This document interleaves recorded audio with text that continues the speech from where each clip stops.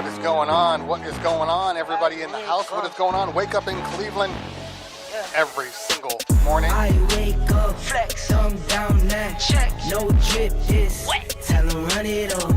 No sleep, no rest. Might crash, might wreck. But first I stretch. Tell 'em run it up. I wake up, flex, thumb down now. Check. No drip, this. Wet. Tell 'em run it up. I wake up, flex, thumb down now. Check. No drip, this. Wet. Tell 'em run it up. What is going on? What is going on? What is going on? Wake up in Cleveland. It is a Thursday morning, although it feels kind of like afternoon, but yet I feel exhausted because I just got back from Florida. And as you guys already knew, well, you didn't know, I spent the last 10 days in Florida. Something that no human actually wants to say. 10 days in Florida. It was a long time. It's a lot of money spent. And now I'm broke. But I'm here. For a moment, I was considering not doing the show today just because everything's kind of a mess. Everything's kind of all over the place. I got gear that's supposed to be being delivered. And I'm going to turn on. You might hear some annoying sounds today because I have to make sure I hear the door. Because if I don't, some products that are scheduled to come today won't come, and I have really, really short deadlines for these things. Thank you guys for hanging out today. Of course, should be this is definitely not going to be a long show. I moved this over here before. Definitely not going to be a long show because I do have, like I said, I do have stuff to do. And now I'm trying to get my, my chat to go the way it's supposed to go. I ended up taking, because you know what? I didn't spend any money. The family spent money, large amounts of money. So when we got home last night, I was like, I'm good. Take a couple days off. I need to take a couple days off. And then I got a message saying, hey, you want to come DJ this spot tomorrow? Which was yesterday. So the spot is tonight. Didn't really want to DJ tonight, in all honesty. Didn't really want to do anything. But duty calls, money calls. So I'm working. It is what it is. It is what it is. So this is DJ Check Thursday. I guess we'll talk a little bit about, there really wasn't much to talk about as far as Florida is concerned. I mean, it's Florida. No, I'm kidding.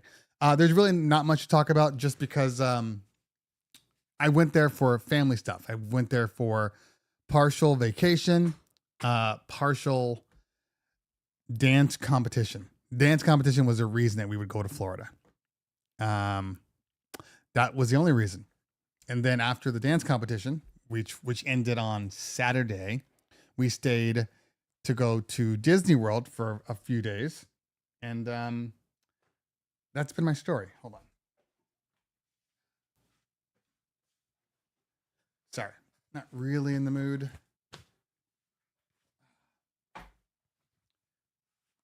That's better.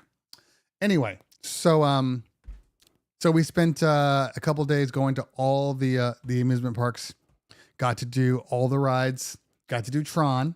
That's the new one out of where did they put Tron? They put Tron at the Magic Kingdom, which I think is just dumb.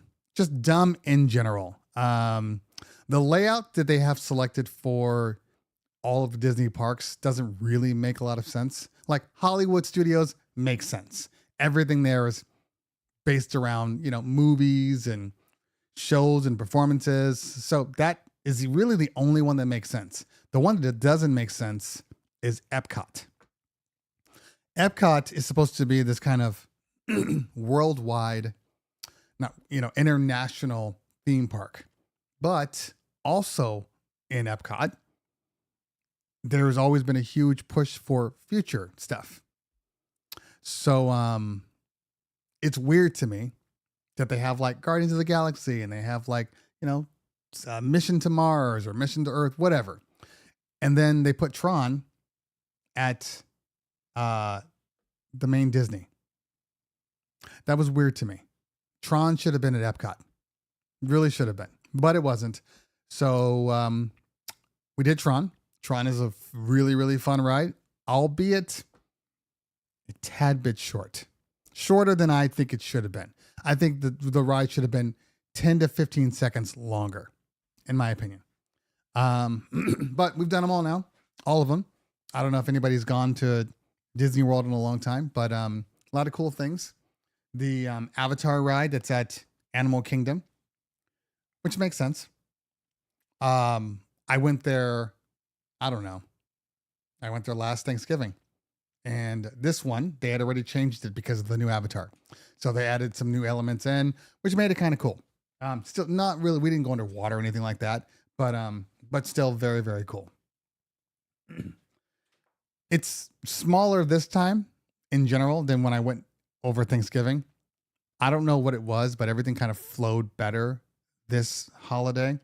Maybe because we knew where everything was and we knew how to navigate everything. We weren't kind of beholden to the relatives that had done it all the time. We could kind of work on at our own pace and our own speed. So it was a little better, honestly. But it's still Florida when it's all said and done. I got to see DJ Kova. We hung out for a day. I got to see Desmond from the DJ Plug. We hung out. We had dinner. What else? What else did I do? And then lots of dance competition. Hanging out with Kova was great. We did a live show at his house on Tweak Music Tips. Very, very cool. We had a great time. It was nice having a partner to kind of bounce things back and forth with. I have to admit, not that I want a partner, but that option I can see where it actually like makes sense. You have to have chemistry though. That's the key. And Kova and I have really good chemistry, and we had a good time. We went to see Desmond at the DJ Plug. We went to his storefront, hung out there. He gave me a couple of cool things that I need to. I have a new wrap for this guy, which I still haven't used yet, but I plan on using it soon. So I have a new wrap for this. I have an all white wrap. It's not even a wrap. It's a magnet. So it just sits right on top once I remove all the knobs and the faders. So that should be cool. Not that I mind the red. The red's fine. It's just not the color for me. I don't love red. So the white's going to be nice. Kaisel says, you and Mojax don't have chemistry. That's not what I said. I'm talking about for live stuff. For live, like literally, I'm sitting right next to Kova on the show. So that's way different than, being on, Zoom style interviews, which are fine, but it's different when you're out there. And we hung out all day long. I don't think I got back to my hotel till 10 o'clock, and I got there at 12. So we had a good day. Really, really good day. Good convo. I really do. Kova, my pandemic friends, which Kova is one of them, we have become very, very good friends. So I appreciate them. I mean, I should say that most of the people that I did meet during the pandemic, I have become friends with. Some. I shouldn't stretch the truth more than I need to. There's some people that are just stupid.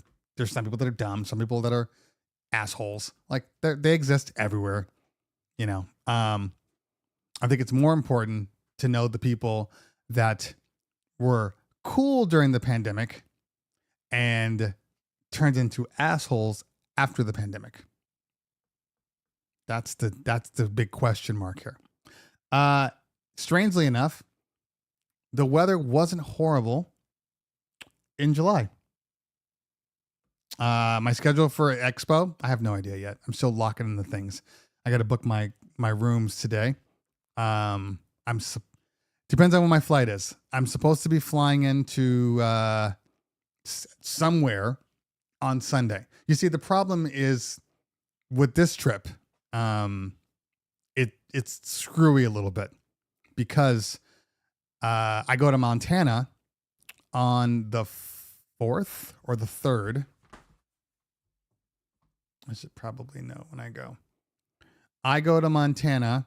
Yeah, so I fly into Montana on the 3rd of August. I have a wedding, karaoke, reception, not reception, but like pre-wedding. I forget what they call that thing. Anyway, that's on Friday. The wedding's on Saturday. And then Sunday, which is the 6th, is when I should be going home. But I am flying into Atlanta somewhere, Philadelphia, wherever I'm going to end up. Obviously, you can't. The problem with Atlanta, which I don't understand, is the lack of direct flights. I can't get to Atlanta from where I am in Montana easily. So everything requires, basically, my day on Sunday is probably going to be 10 to 12 hours of travel for something that is probably 4 hours away. It is what it is. I'm glad I'm alone, because if I was with my family, it'd be a nightmare. Like, I can still do stuff and get to work and do all these things. No, Pablo. Even from here, it's incredibly difficult to get a direct flight. You can fly into Philadelphia. Timing is always off. There's very few nonstops for some strange reason to get to Philadelphia. I don't understand why it's so complicated. Philadelphia is a huge hub, and I don't know why, but it's requiring more work than I anticipated. Yes, and of course, flying out of Montana is even worse, but I really don't want to fly from Montana to LA and then literally go from LA, and I still have to probably there'll still be a layover somewhere, and then it's just too much. It's too much. I'm not talking about Atlanta, by the way. I'm talking about Atlantic City. Atlanta is fine. Atlantic City is a trash can. That's what I'm talking about. The Atlantic City hub is incredibly small. You know who flies into Atlantic City all the time? What I learned? The biggest airline? Spirit. Spirit. That should tell you right there what the world is like in Atlantic City. If Spirit Airlines is your number one direct flight, you got problems.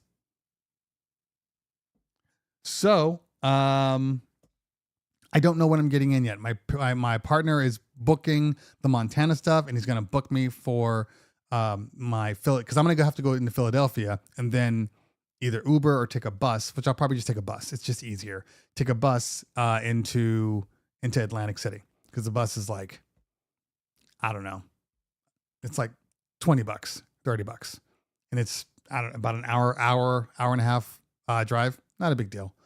I'm on a bus. It's comfortable. Not a big deal.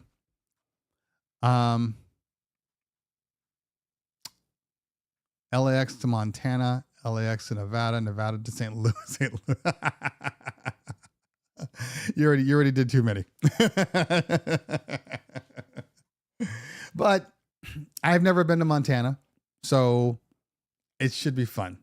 It should be fun. So the bottom line, what I'm saying here, so I'm gone from August 3rd to August 10th. I will not be at home. So that's the problem. I don't like being gone that long. It's a long time away from home. But it is what it is. It is what it is. A name like Pablo, I'd say out of Montana. Well, it's interesting that you would say that. We looked at the demographics of Montana. There's I think there's 2% black in the entire state of Montana. I think there's something like, it may not even be 2%. I might be saying 2,000 people, 2,000 African Americans in Montana. It's a very diverse state. So the funny thing about it is, as I was talking to the client just like a week and a half ago, 2 weeks before I left, and we were just kind of talking and we were talking about all this stuff. And then she kind of made a joke. And then I saw like an opportunity there. And I had said something like, yeah, I think we might be like the only black people there. And she kind of paused and she was like, yeah, I wish I had more black people coming.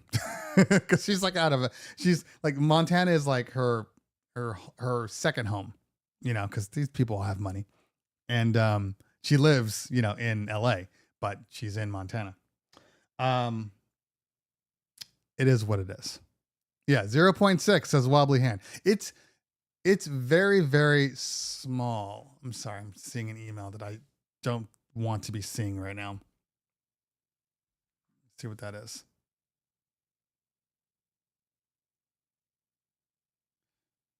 Okay.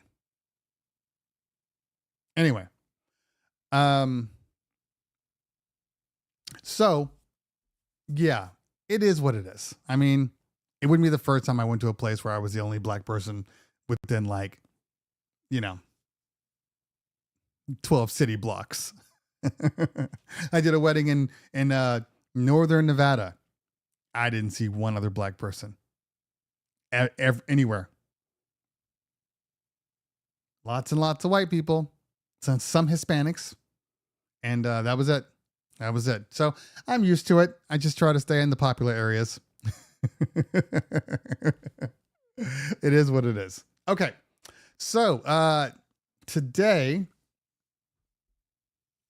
obviously I don't have anything we're really talking about.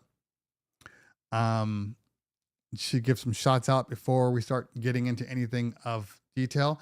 I was about to use my YOLO Live again because it has the ability to throw the comments up and all those things I can't do with an OBS yet.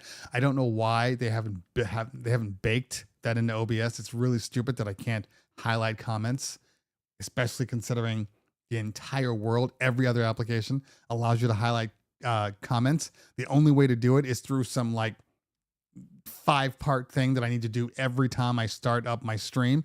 And I'm not going to do that. That's just too much work. No, thank you.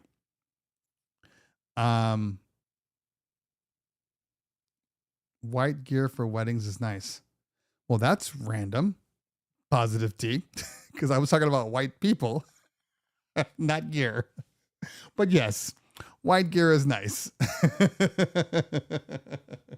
White people are nice too. I should know. I'm married to one. Okay, let's see here. We got Queso in the building. Queso says LAX is garbage. I can't stand it. I don't mind LAX. I've been to a lot of airports now. LAX is not the worst. Like not even close to being the worst. Let's see here. Well, to be honest with you, I didn't like the people going out of Florida. I learned some new things about Florida while I was there. Just more things to just solidify the insanity that is Florida. You know that if you are a motorcycle rider, first off, you don't have to wear a helmet because that's Florida, Wild West. Secondly, you don't have to have insurance on a motorcycle. How's that a good thing? Like, it's just little things that just make you go, this is insanity. Yeah. Yeah. Apparently you can risk your own life and Florida doesn't care. But if you choose to do something with your life that they don't agree with, then there's a problem. Interesting. Florida's ass backwards. Ass backwards. Ass backwards. The world, look, I'm going to say one thing and then I'm going to move on. You cannot scream, my body, my choice, all through the pandemic. And then turn around and say, your body, my choice too. Can't do that. You can't do that. Okay, moving on. Matt Ames says white gear is nice, but please throw away those white or dark speaker covers. Yeah, I agree. Yeah, you know, I'm over what I'm over speaker covers. I'm honestly over covering your poles with those stupid triangles. Like, it just adds more nonsense. I'd rather just have the poles either behind me or exposed. In all honesty, they're speakers. Speakers aren't supposed to look pretty. They're speakers. Now, if you can make them look, which is why, you know, column arrays are so big nowadays, because they don't look like speakers. So designers and planners and coordinators can just say, I don't mind them. Yeah, you're not powering, you don't have enough sound for the 200 people in that room, but it looks good. And when it looks good, that's all that really matters. So they say. I would tell people, in all honesty, to just get yourself some either gravity stands or the Chevet stands. Forget what they're called right now. Those are clean. One pole straight to the ground. It's out of the way. You can raise them up extremely high if you need to. You can put them behind you. I know. Don't put any speakers behind you. Anyway. You can do all that. So I'm a big fan of using those types of stands for it. We're actually going to buy a couple more just for that reason. And also for, we have several gig bars for the smaller parties. I'm sick of the pole they give you. It's ironic, that Chevet makes the best stands, but yet they give you the crappiest poles for your gig bar. It's a crappy, super cheap metal. It's barely metal tripod. It takes up too much space. The leg space that is required is in the way, and I hate kicking tripod poles. Hate kicking tripod legs. Out of all things, the gig, the stand, flex stand. That's what it's called. The flex stand can just sit behind you. I can stand on the flex stand and it not bother me. I can't move when I'm kicking a pole. No, thank you. Yes, the bags are shitty too. Thank you, Queso. The bags are shitty. I have not seen anybody with I don't even think the case is ready yet, the hard case. But as soon as it's ready, I'd like to get one from ILS. I'm a big fan of the ILS. I said that before. The ILS and some 160s on some totems and the flex stand behind you, so it's out of the way. I don't know. I'm kind of a fan. You still use your bows. I have my bows. I haven't needed to use my bows because the window for my bows I have shrank down. What does that mean? That means that I use the LDs for any party up to like 100 people. And normally where the bows would fit in is like between like 100 to, obviously anything under 100, but up to like 130, I would comfortably do with the bows. If the room was right, you can't take bows outside. To me, bows are kind of worthless outside. As great as they are, hold on, let me make sure. I need to make sure I didn't miss my delivery. I would be pissed if I missed my delivery. As great as they are, I do like the sound. Sorry. Anyway, as good as they are, I do like the sound, the natural sound coming out of the LDs. I do. So anything up to, 100 people, I take my LDs now. And I've been using my QSCs more, not because I've needed to, but just because I bought them. I want to use them. And I've been using, I've been using the max boost and everything. So I'm like, I might as well just test everything. I never really got a chance to test, the speakers since I bought them. I literally used them like 2 times. So why are people asking me, do I still use my bows? Jermaine, are you listening to me? I'm literally talking about it. Now, I'm probably going to be a little testy today. I'm just giving you the honest thing. Had a kind of a shitty morning, so my patience level is really short today. So I'm trying to be nice, but some things might come out. So as I was saying through this whole Bose LD conversation, that, and you didn't let me finish. I was literally in the middle of the Bose thing. I feel like maybe you sent the text and then you went off and got on the phone and started talking to somebody else. And now you're back like, hey, you can answer my question? Like, I'm answering your question. The bottom line here is I have not been using my Bose. Wobbly hand, we'll talk about that. I have not been using my Bose because I have been using my QSCs, the K12s, and the 118s. That is, I needed to test them. I haven't really run the QSCs through their courses, so I'm just like, I got to take them out. I got to take them out. So the parties that I've had that have been like 125 to 145. Normally I would bring my Bose, but I'm like, I'm bringing the QSCs. I gotta put them through their paces. Yeah, and then under 100, just size wise and sound wise. Look, again, the LDs, for the size that they are some of the most musical sounding speakers I've ever heard. Now, the problem is there's a level, because you have the LD 28s to G3s, which sound amazing up until a point. They never sound bad. That's the key. They never sound bad. They just stop producing audio. They don't distort. They don't do any of that stuff. The limiters inside are very, very good. 28 G3s, the Mauis. And then you go from the 28s to the 44. The 44s, excellent sounding. They're basically speakers. They can match, any system out there, the QSCs, maybe not the SRXs with the 828, but the SRXs with the 818s, probably. I think what LD needs is a speaker in between. I think they need like a 36 or 37. So you have like the 28s to get, say, up to 100.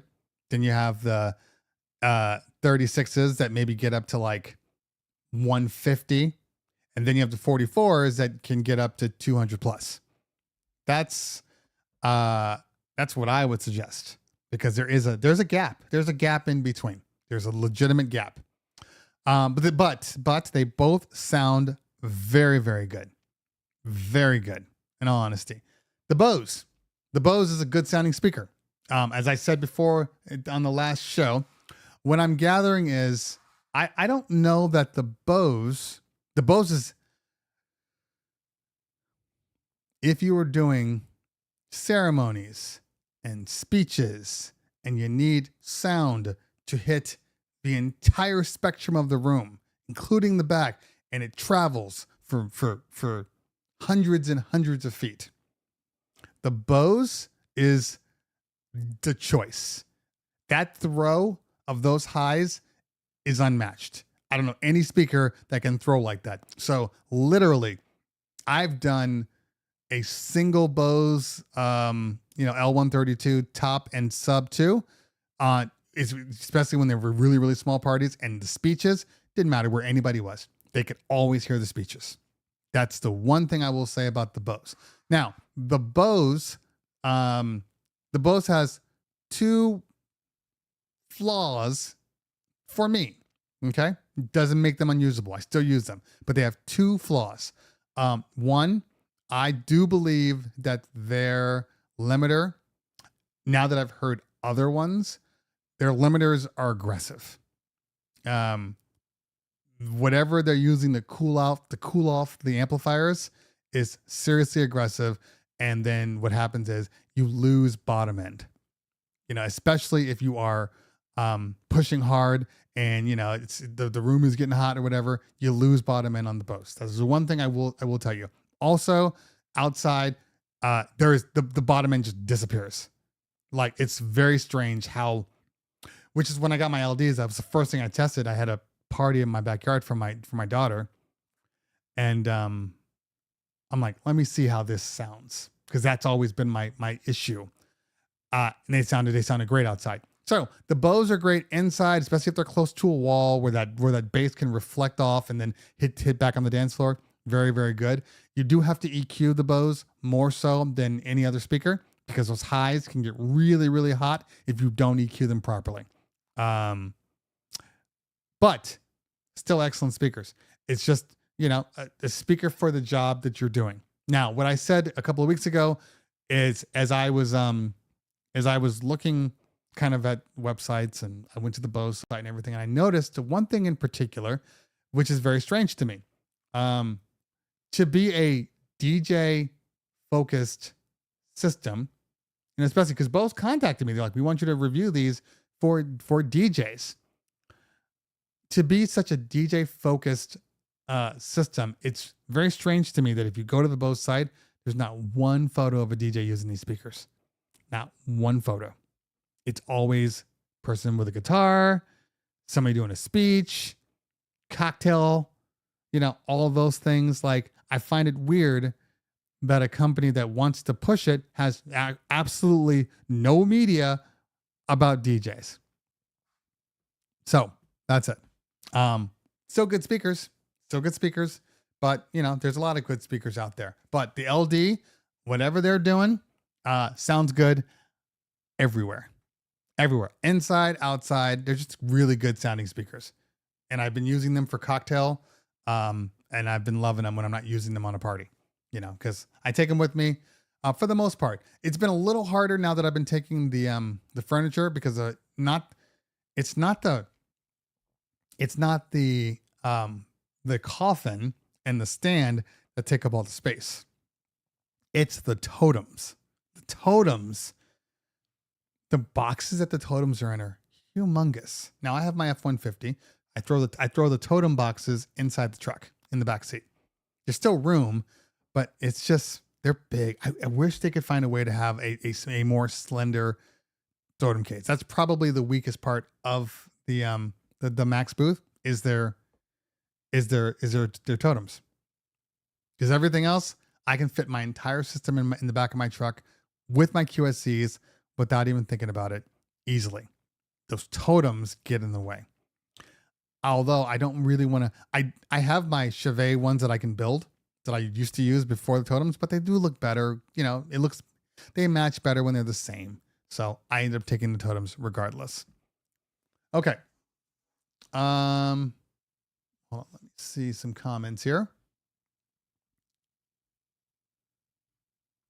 All right. So the Mixon 8. We'll talk about the Mixon 8 real quick, and then we'll move on. I don't want to, make it seem like I'm a Mixon or a Reloop hater, because I'm not. But as I said before in the previous show, the Tuesday show, if you didn't watch the Tuesday show where we talked about Alpha Theta / Pioneer DJ buying up Serato, make sure you watch that video. That was from Tuesday. We talked about that. It was a good show. Really, really good show. Good turnout. Really, really good turnout. Mixon. So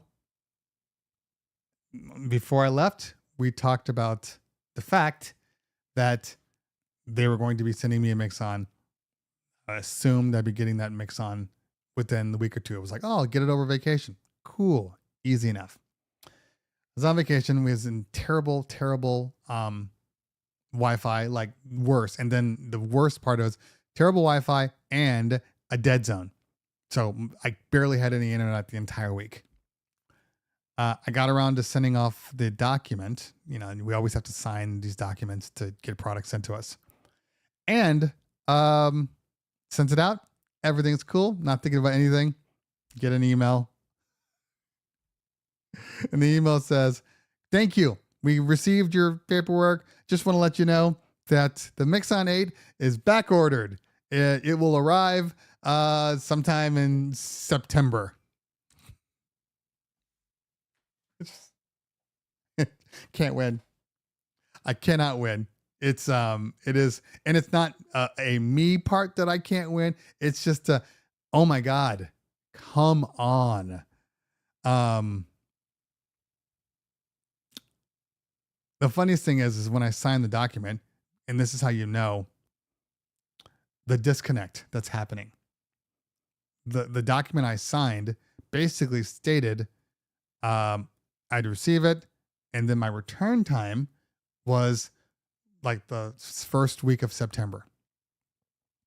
And then the people actually get it and say, oh, it won't even be there till September.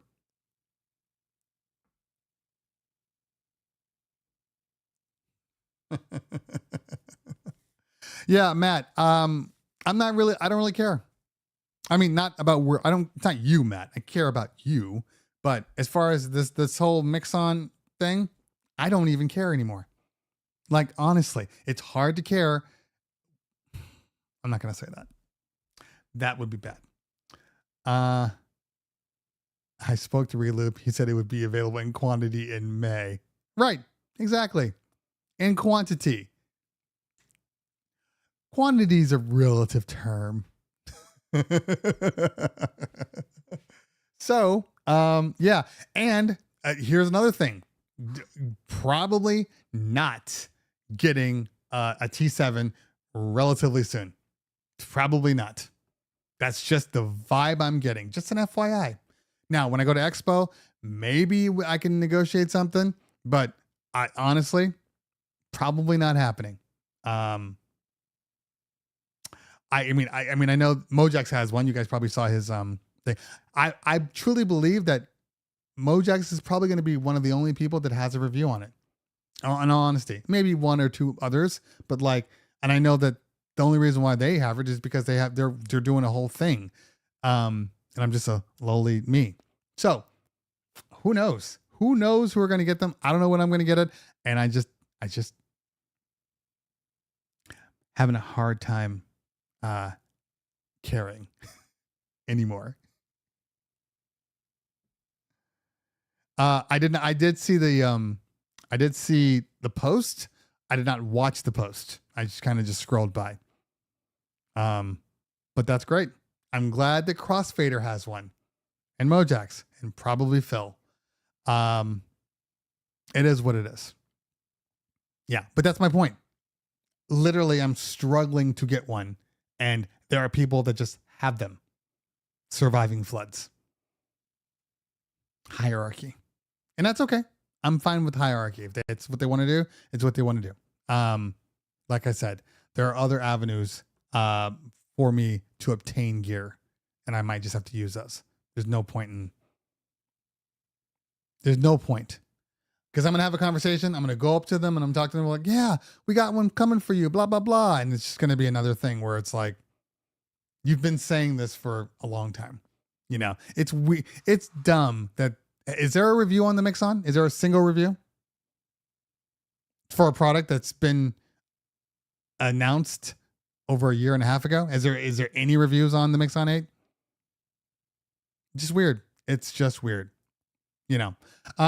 But whatever, we can talk about that till we're blue in the face and it wouldn't change anything. Young Nick says, MacBook Air storage is filled up. Is there a way that I can free it up? Because it's starting to run slow. And every time I try to stream with OBS and Serato, it runs slow. DJ Young, there's a very simple answer that you probably already answered yourself. If your system is full, get rid of some stuff on the system. That's it. That's all you got. Move it to cloud storage. You have, I'm sure if you don't, you probably have a Dropbox or an iCloud storage or something like that. Move some files that you don't use often into the cloud. But that's your option. There's no magic formula to be able to hide storage used from your system.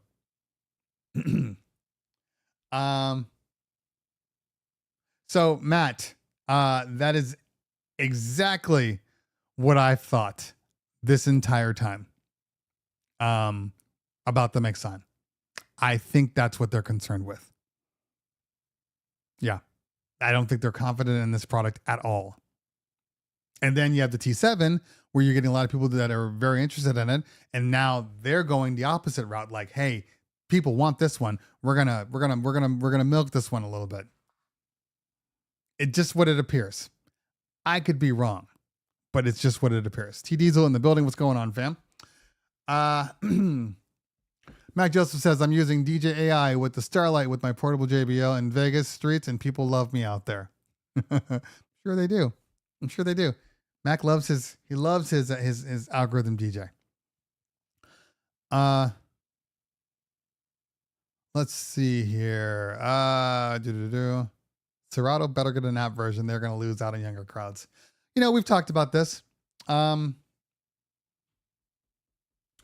What Serato has going for it is simple. Right now, can't speak about the future. And I've actually said that same thing, Mac, that I feel like when I was actually I was with Philip Tan. Philip Tan's in the building. What's going on, fam?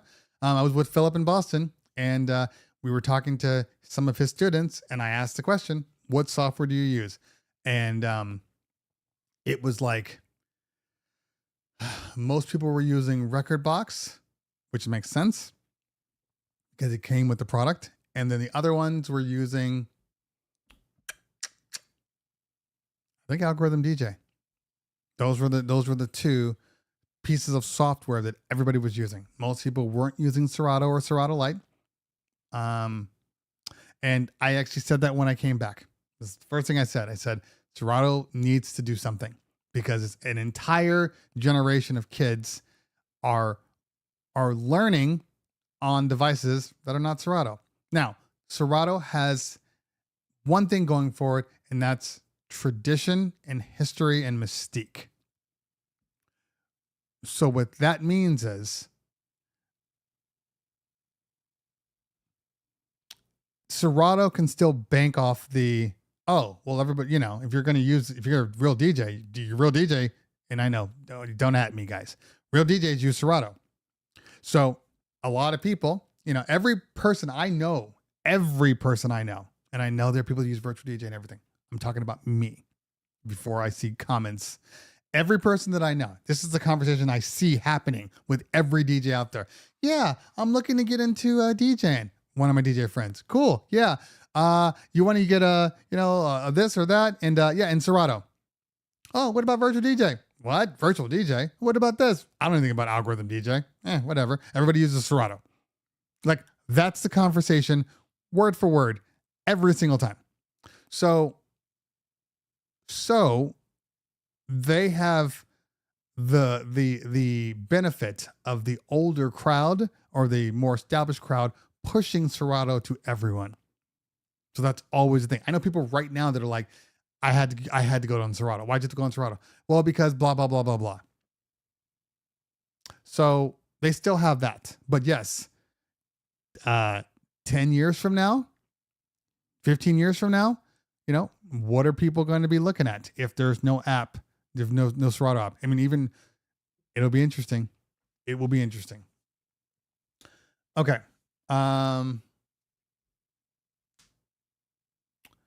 Young Nick is also running OBS and Serato on a MacBook. I say invest in M2 Pro or M1 Pro MacBook Pro. I mean, I love mine. Okay.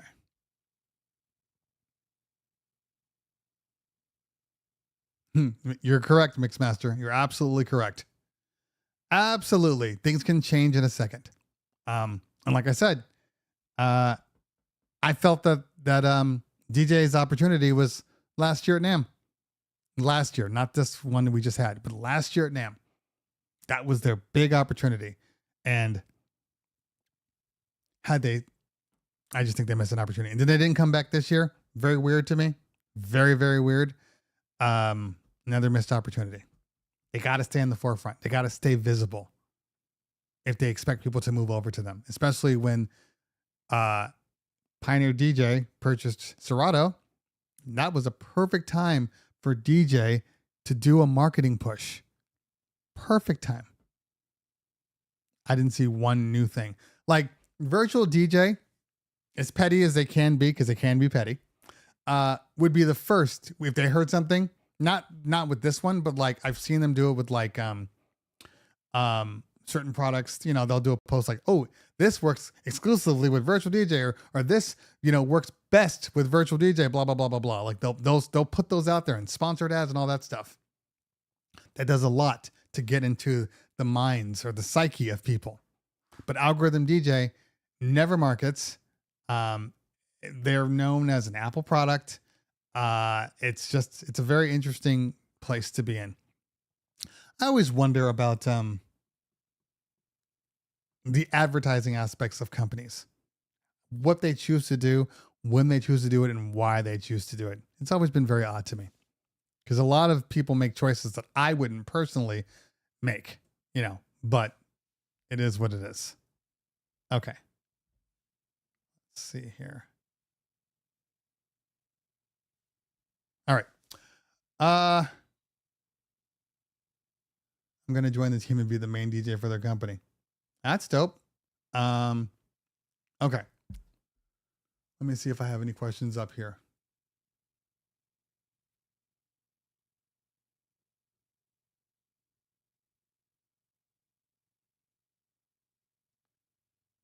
All right. It's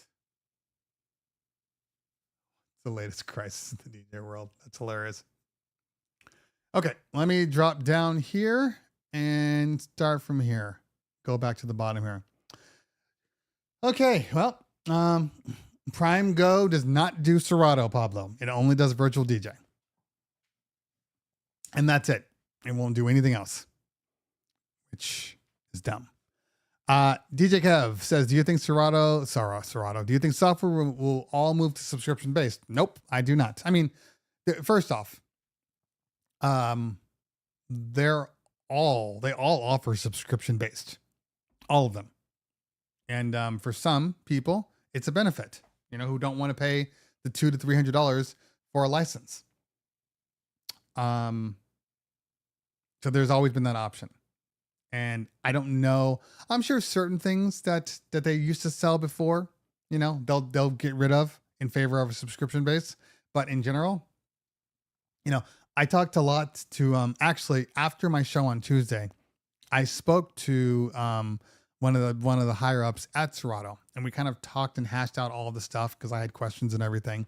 And I was right. You know, there are no plans for Serato to change anything. There are no plans for Serato to shut down. You know, this is just an entity that Alpha Theta has purchased. You know, just like me, they're hoping that they can have some synergy and make things easier, you know, like Rekordbox and Rekordbox export and stuff like that. Like all those things is what they hope to do. They hope to leverage all of their experiences to make both products better. That's the same thing that InMusic does. Same thing. Same absolute thing. You know, we started talking about like Serato Studio and everything, and I was like, you know what would be cool if you could make a dedicated piece of hardware, maybe using like the 1000 as an example, for Serato Studio. Just for Serato Studio. I would absolutely love that. You know, just one that works with every little feature of Serato Studio. Anyway. Mulberry in the building. What is going on, fam? Okay. Yeah.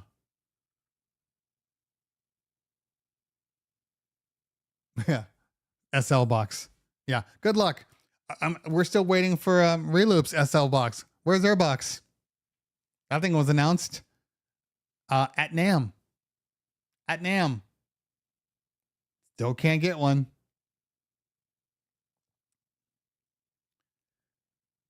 Oh, Serato hasn't come out. They still haven't come out with their Opus Quad, huh? I didn't realize that.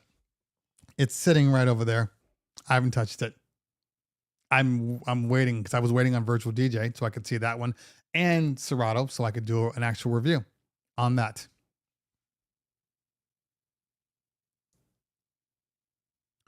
Relationship rundown. The Love Coach. InMusic reached out to mobile vocal removal app company a friend of mine owns, so I wonder what the future holds. Well, I mean, a vocal remover app is Stems.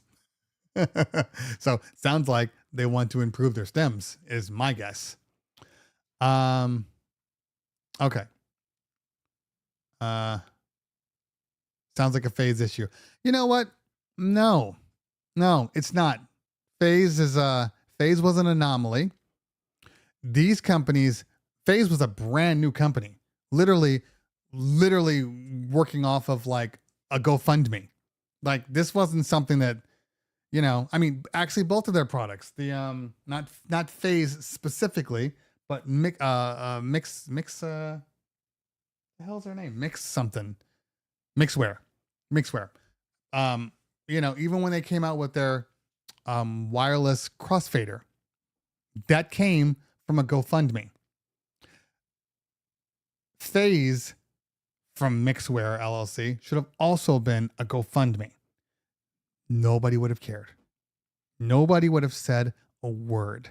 But they decided to come out and be like, this is it. This is the moneymaker. This is what we're doing. And screwed themselves. But no, because Reloop is an established company. Hercules are established.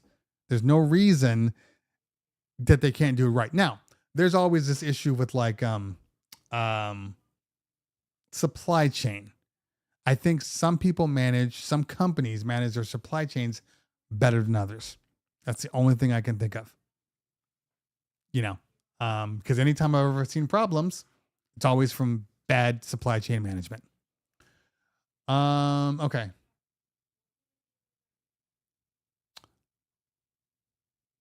All right, let's see here. Mixon8 Matt says Mixon8 is one of the few controllers built for DJ Pro. Yep, knew that. Lets you use EQ knobs for stems. Yep, knew that natively. And Mixon8 has 4 channels with filters and effects. You can also apply up to 3 effects at once, and all 4 channels have toggles. Yeah, it's like a hybrid of like an SX3. That's pretty much it. It's just kind of like the evolution of the SX. In my mind.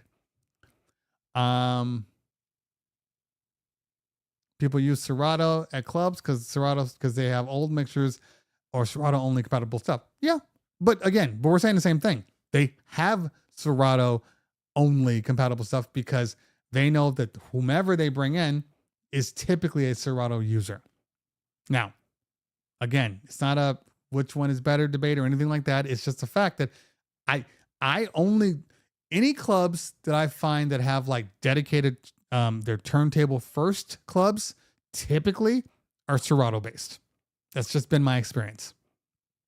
I have rarely had to go into a club and be like, oh, hold on, let me open up my club kit. Now, for the larger clubs, yes, they do have club kits and stuff like that. But in general, I have the Serato license. And now most of these controllers allow, if you just have the license to be used, you don't actually need the club kit unless you're using like a 900 mixer, but all the newer mixers, that club kit's kind of, if you didn't notice, the club kit's kind of dying out. I know you still need the club kit for, I don't know. Do you need the club kit for the A1 or for the V10? I don't know.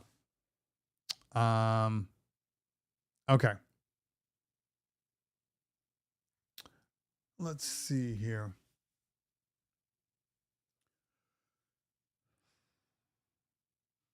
How about the Reloop Elite DJ mixer? Is that available? Well, it better be. I did a review on the Reloop Elite probably 5 years ago. So I would say, yes, it's available. The question is always, should anybody buy that mixer? If they saw that review of that particular device, I can see why. I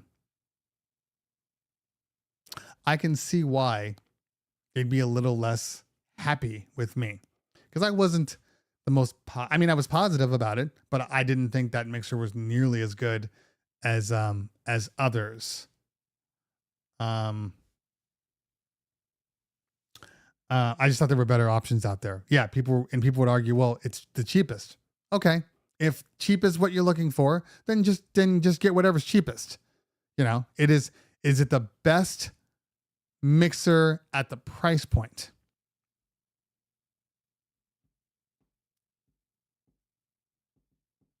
I would still tell somebody to go buy an S9 if they were just looking for like cheaper mixers over that one.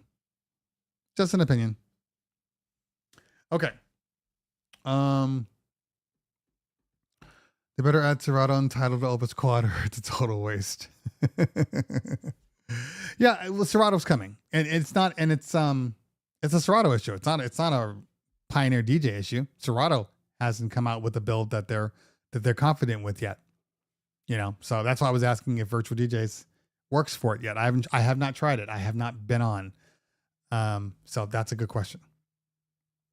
Okay. Philip says, is Reloop trying to get acquired? I don't think so, because Reloop is owned by AMS, which owns a lot of different companies, you know, so I have a hard time believing it. I just think that, potentially maybe they're not the highest on the totem pole. They're not the highest in the chain, you know, so maybe they get, prioritized lower than other companies. Don't need that phone. Okay. Alexis Pena in the building. What's going on? Good to see you. Pablo says, since you have tried both, curious on your opinion on the Prime 4 versus the RX3, the workflow. You know, it's interesting. I have a video that I shot 2 months ago. 2 months ago about the Prime 4 versus the RX3.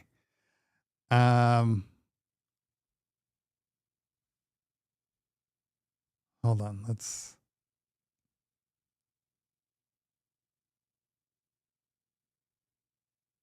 I don't have it on here. But yeah, I have one done. I never edited it. And at that point, I knew there were other products coming out. I did not know at that time that the Prime 4 Plus was coming out. Had no idea about the Prime 4 Plus. So I don't know. Maybe I will release that video. I didn't love the video, so I didn't release it. You know, but maybe me not loving is different than somebody else. So yeah, I don't know.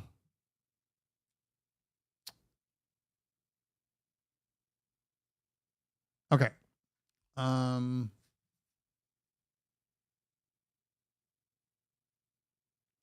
Mixmaster says, if you have club festivals aspirations, RX3. If you're bringing your own device, bedroom Prime. The problem, it's not even the problem. The best part about the Prime is the software. Because the Prime is still the Prime.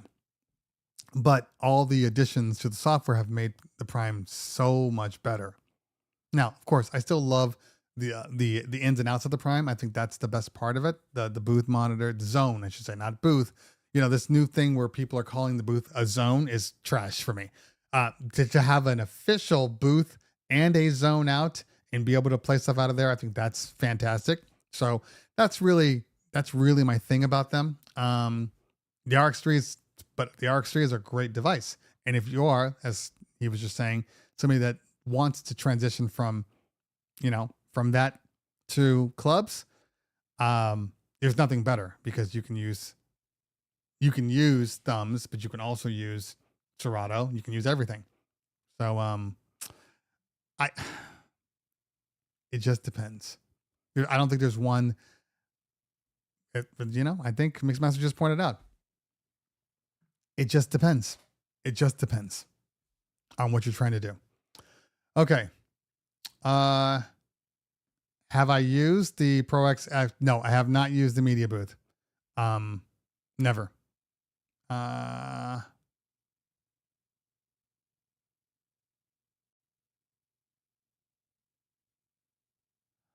know you knew all the Mixon stuff, the video of you and Nick at NAMM. I'm curious.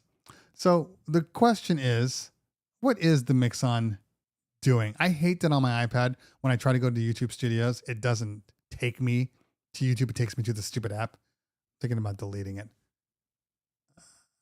What am I looking for? I'm looking for Mixon. But here, look, Reloop Mixon 8. A year ago, 14,000 views. 14,000 views. Now, that might seem like a lot or a little depending on who you are. I'm telling you right now, for a new product, that's a little. That's super low. Like the cheaper Newmark mixers will get 25K. So that's really weird that a flagship like this only has 14,000 views to this day. I just don't think the interest is there. I just don't. Strangely enough. Okay. Let's see here.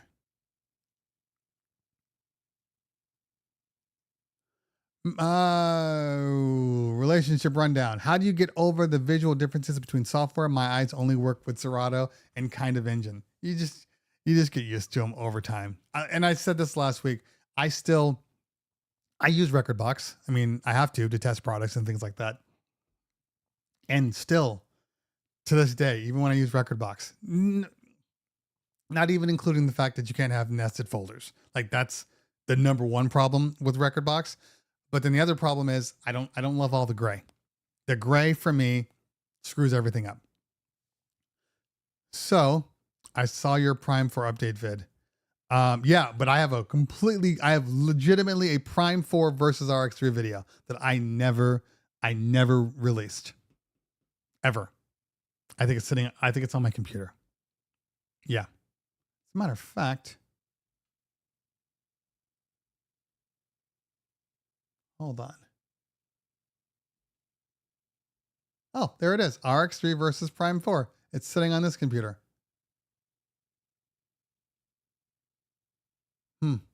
Anyway.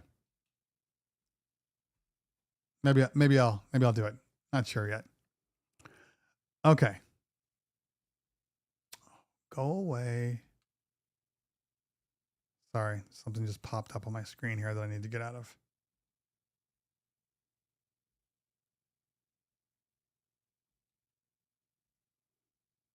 Okay. We need that video. Maybe I'll do it. DJ Farns in the building. What's going on, fam? Have you found any innovative sunshades out there looking for something smaller than a 10 by 10 canopy? No, you're looking at an umbrella. You're looking at a canopy. There's not really much more. I mean, it's physics. You know, they don't make anything else, unfortunately.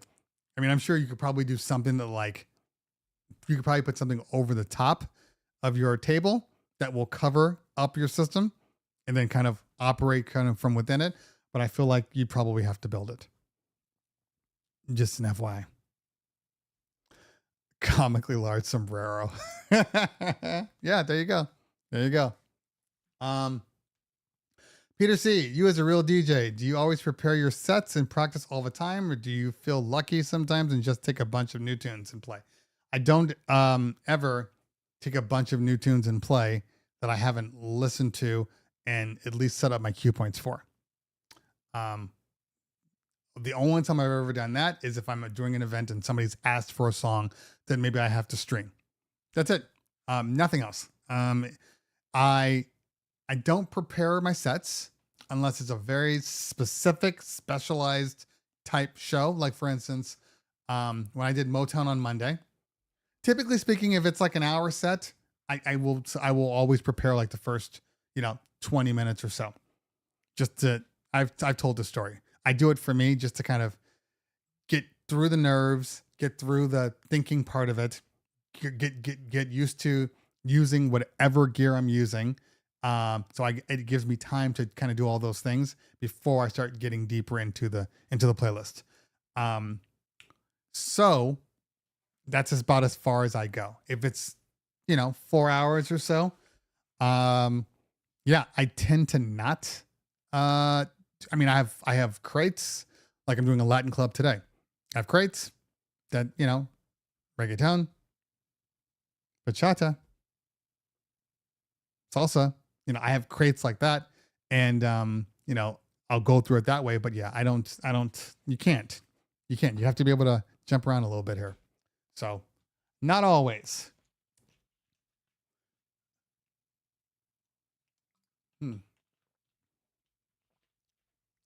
Keith just says, have you thought of putting Rekordbox in daylight mode?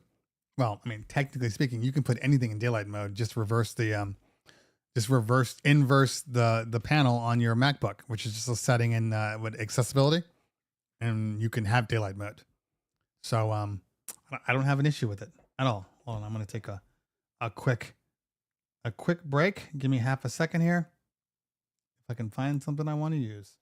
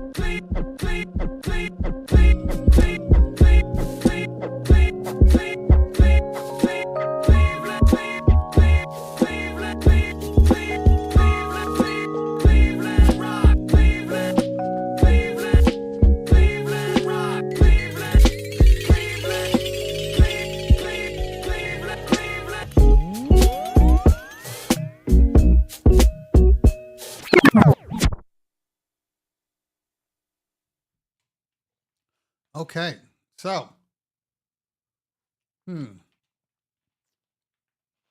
DJV is squared said, loving my discontinued Prime 2. Now that Engine 3.1 update, that's one of the many great things about Engine OS. Breathing new life into old equipment.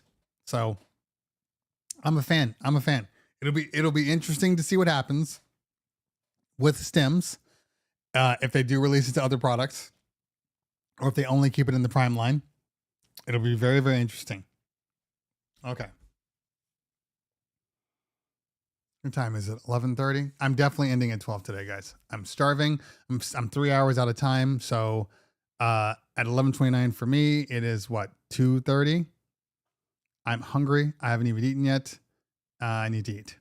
So I will be going at before noon. Okay.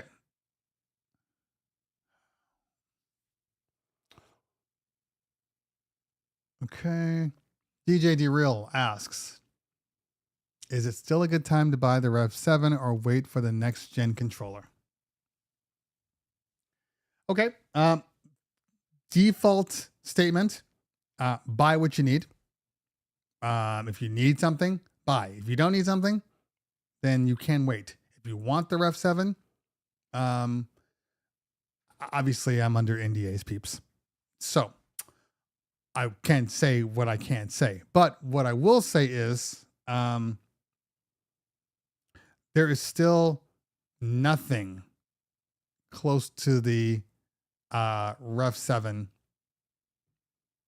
coming out. The Rev 7 is on its own island. You're fine if you want the Rev 7. Now, what I will say is this.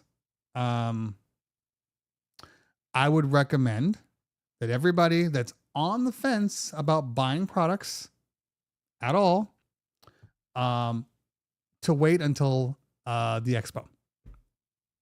That's what I would say. That's all I will say.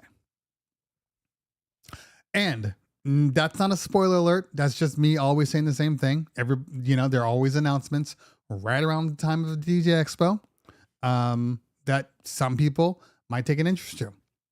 Yeah. That's all I'm going to say. And you're lucky I'm even saying that. Okay. Thank you. Farns, August 7th through 10th. I mean, it's less than a month away. Thanks, Matt. I'm just glad I got something that says Cleveland in it. There's another Cleveland too that I use. But there aren't too many Cleveland samples out there. Okay. Gonna post on FB says there's a bunch of new stuff coming. Well, I mean, technically speaking, regardless of any new products that are on their way in, there is stuff coming. There's still people that have not even seen the T7, that haven't seen the new SL box from Reloop, which I'm sure they will have there. I don't even know. Okay. And there's still a lot of product that people haven't seen. There's a lot of people right now that haven't seen the Opus Quad. If you didn't go to NAMM, a lot of people haven't seen it. So that was the first time, because what I noticed was when I did the video on the Opus Quad, not everybody, a good portion of the reactions were, I don't know about this. I'm not sure. I don't think so. Like a good portion of that. And then those people went to NAMM. And for the most part, everybody that went to NAMM that saw the Opus all said the same thing. It's much better in real life than I thought it was on screen. Everybody said that. Everybody. I can't use Family Guy sample. I'd be demonetized all the time. And to me, I'm sorry, that's too stereotypical. Too stereotypical. Can't use Cleveland Brown. Nope. I mean, that just says a lot without saying anything. It's just, I don't know. I maybe it's a mental thing. Maybe it's a me thing, but can't do it. Can't do it. No, watch when I DJ, you know what? I might use it now. There's, I'm supposed to be DJing at the expo at some point. I think I'm DJing at the Danny Max booth. Maybe I'll do something with Cleveland Brown. With stems now, the world is my oyster, right?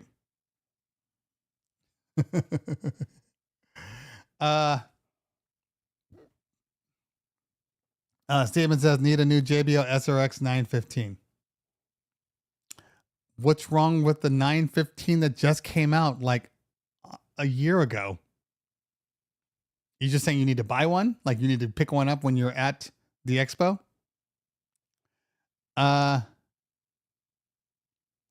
JMD 535, just wanted to jump in and let you know I took your recommendations and bought the Phoenix PTU 7000 wireless mic, and it's well worth the investment, no doubt.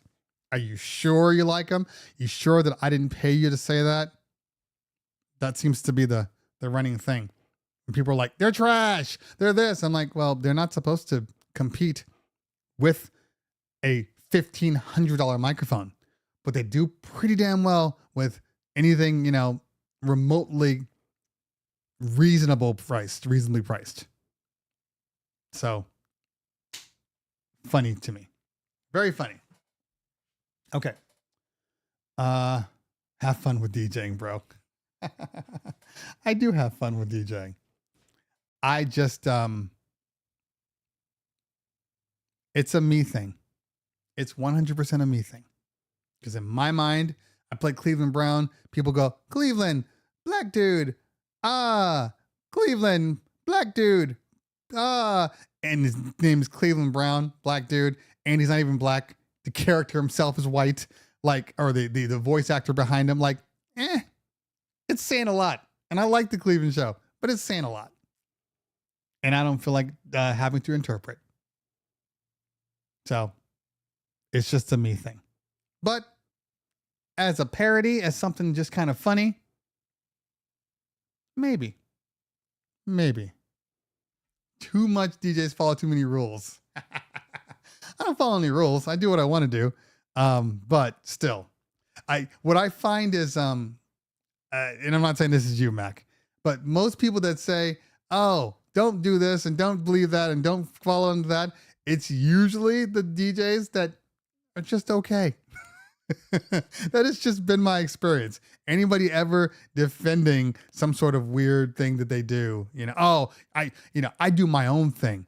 I do a me thing. This is me. I keep it real. I do this. I'm not like that other DJ. Oh, I don't DJ like that. I have my own style. Translation. Yeah, you're just okay. Just been my experience. and no disrespect to anybody out there, but there's only so many, Chris Villas and Adams out there that exists in the world. Most people who are just trying to be different don't sound that good, is my experience. Anyway. Okay.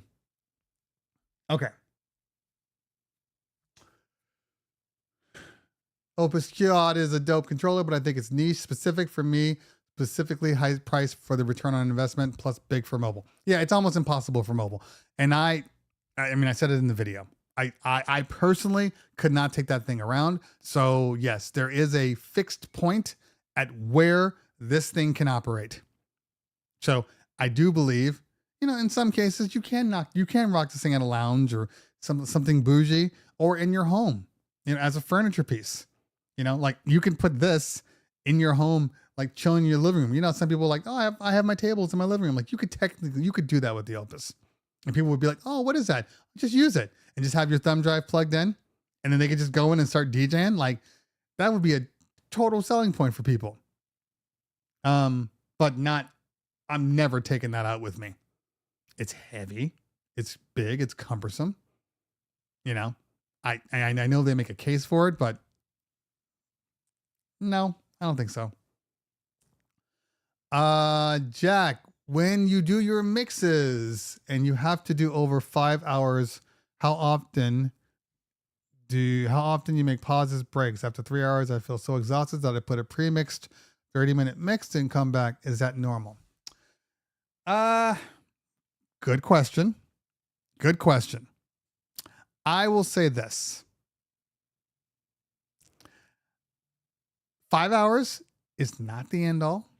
Most DJs should be able to do 4 to 5 hours without really straining. 5 hours is probably the edge point. I think 4 hours is like the happy medium where you can DJ for 4 hours straight and be fine. That 5th hour, to me, that's always like cocktail. So to answer your question, what I personally do, if I do any mixes, they always happen in the beginning when nobody's there. So maybe that first hour of a long night, maybe that first hour of a long night, I will have a premix or I'll have, a set designed that I can kind of fly through without thinking about it, but once I start DJing, I don't really stop DJing. Now, if you need to go eat or take a break or whatever, yeah, I get it. There's food or when you need to go to the bathroom. Can you do a red eye on Sunday night to Monday morning? See, this is the kind of shit I'm talking about. I don't want to do a red eye. I did a red eye last time to the expo. Wait, are these things? Hold on. I'm sorry. Can you do a red eye on Sunday night to Monday morning? The problem.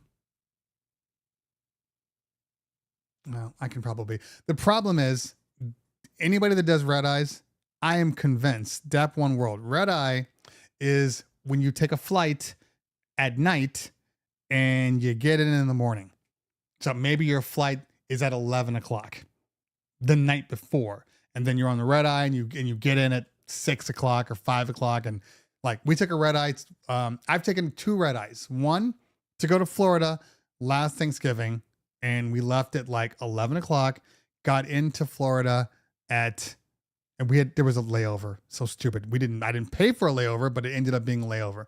And we got in at like 5 a.m. our time, which was 8 their time.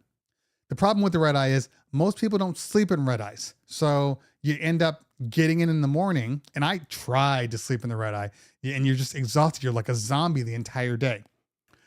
I did a red eye last time for the expo, and Kova picked me up, and then we went to the expo. That was like, that entire day was trash. It was absolute trash. So I don't prefer to do red eyes, but in this case, I know it's expensive, so I'm gonna probably have to do a red eye. It's just a lot. It's just a lot. And then I'm stuck in Montana all day long, and then waiting for my red eye. So then you have 8 or 9 hours where I'm just waiting for my flight. Then I have to get on the flight. I probably haven't slept, so now I'm gonna have to I have to force myself to sleep. It's a lot. Hold on. There's motion at my door. Give me half a second here. Okay, that is my guy for it. So hold on one moment. All right, guys, what's going on, everybody? It's your man, Cleveland Terry. I wanted to just do a quick video about this new unit. It's not out yet. It doesn't come out until July 31st. It hits market. I have pre-order it pretty soon, though. All right, so this is Tim. This is the man, runs this thing. They came out with an amazing product. I haven't tested it yet, but based upon what I'm seeing, this is one of those to beat. It's a game changer. Moving platters. It's $700. What's up, everybody? How we doing today? $700. This is gonna sell like hotcakes. So I'm gonna do a review, but tell me just real quickly, like, what made you guys decide to do something like this? The history of DJing is vinyl, right? Yeah. And motorized jog wheels is the best we can get right now, in terms of replicating that with a digital controller. Right. So the Impulse T7 is our shot at the motorized DJ controller market, and the largest, most premium controller we've ever made. Okay. And we're pricing it just like we price everything else in the Hercules lineup. Super aggressive. Competitively. Let's call it competitively. I call it aggressive, he calls it competitively, fine. We're targeting both, obviously, beginner DJs Right. who want to upgrade to a motorized platters, Right. or working DJs who want something small, want something portable, want something that works with Strato Pro. It has XLR out. Very important for a professional DJ that you have that. I'm impressed so far, though. You'll see more of the T7 real soon. All right, guys, follow my YouTube because you know we're gonna do this review very, very soon. All right, see ya.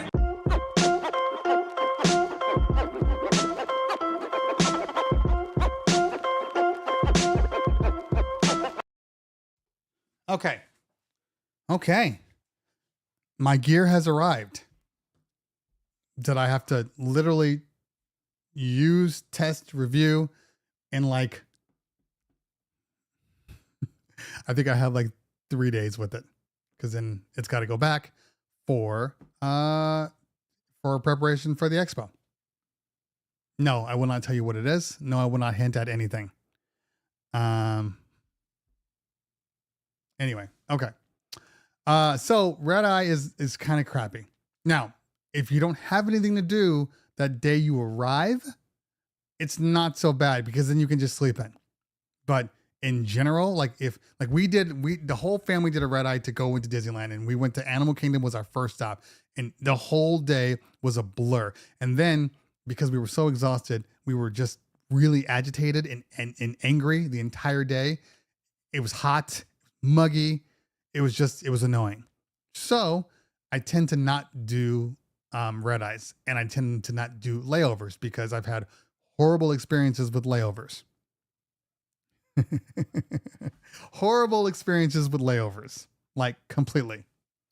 Anyway, and I've tried everything. I've tried edibles to kind of get to sleep. Nothing works. Nothing works. You know, it just, Rev 10 finally showed up. Yep, exactly. So don't buy that Rev 7 because there's a Rev 10. There's a Rev 10. It only weighs 75 pounds. Anyway.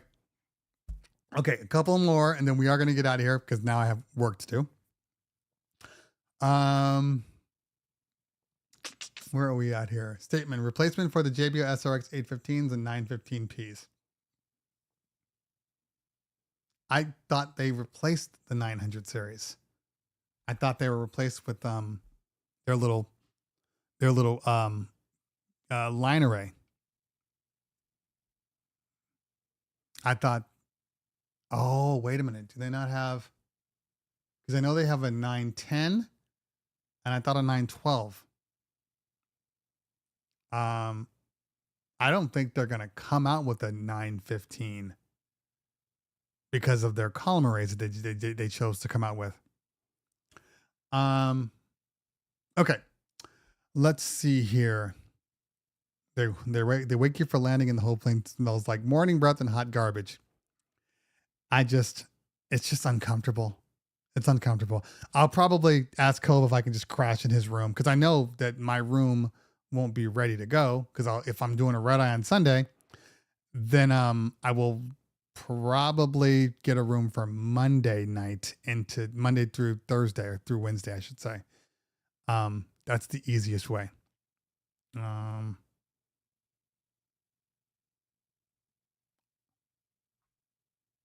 But if it's saving me money, that's what I'm doing. Okay. Mulberry says, I already know what it is. Well, if you do, shut the hell up.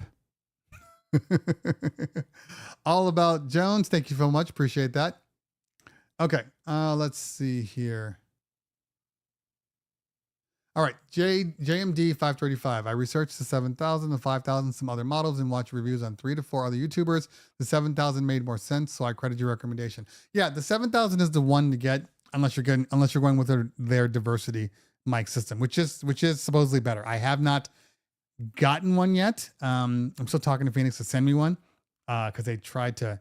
When I asked them to send me one, they said we're not doing those promotions right now. I'm like, promotions? Do you know who I am? Like, and I don't mean that in an egotistical way. I mean, I know for a fact that like my Phoenix videos have generated a lot of sales for them. A lot. I know this. But I got like random person answering the emails, and then the other lady was like, no. We want you to do stuff. So just let us know what you need. I'm like, thank you. It's funny to me because that's kind of the same feeling. I don't ever do that thing, that do you know who I am thing. That's not me. But I do say, I can't believe in an industry that you're in that is so small and so niche that you don't know who the players are. That's weird to me. You know what I'm saying? Like, you should know who the top reviewers are. You should know who the main players are. You should know who are the respected ones. It's just weird. It's weird. Anyway, DJ Nick at CT's door with a mix on 8. I don't even blame DJ Nick. It's not Nick. It's not a Nick issue. Nick has always been on my side. He doesn't have any control either. And when and it's funny, I think what I'm going to do is, I know what I'm going to do. Yeah, I have a plan. Okay. Not about the mix on 8. I don't care about that one. But for others, I have a plan. I do believe that for anybody going to the expo, this is going to be a very good expo for people. That's what I do believe. It's going to be a very good expo because I know a lot of people are going to want to touch and feel products, and there are going to be announcements made across the board, and I feel like the expo is going to be one of the only times that people are going to have an opportunity to touch and feel products. So if you can get to the expo, get to the expo. In all honesty, if you can. If you can't, I get it, but trust me when I tell you, that's the one to be at. Okay. Max XPL says Hercules T7 is a much bigger deal than the Mixon 8, in my opinion. No, you're 100% right. 100% right. The ship has sailed for the Mixon 8. It's honestly sailed. If they sell anything now, it's going to be from people. If you are an algorithm DJ person, the Mixon 8 is going to be a really good controller for you. But anything else, there's opportunities across the board for, all products. You know, if you're a Serato user, you can, you know, throw a dart and hit some really good Serato thing. And if you're a virtual DJ user, it doesn't matter what you use everything, you know? So, I think being a dedicated DJ controller for a flagship controller that doesn't have gear to be flagship on.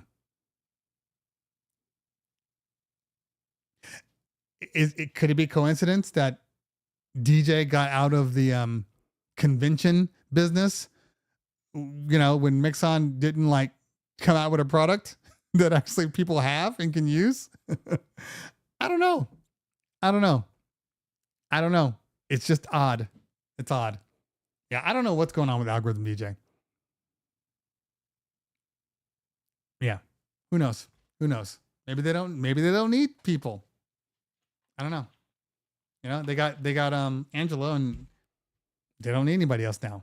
Angelo's a perfect Angelo definitely a perfect showcase for the product. Nobody is better than like making amazing creative routines than Angelo. Some of the things that come out of his brain are insane. So every time his video comes out, you know, it's great. Sarah. All right. Couple more minutes. 12 o'clock on the dot. We're out of here.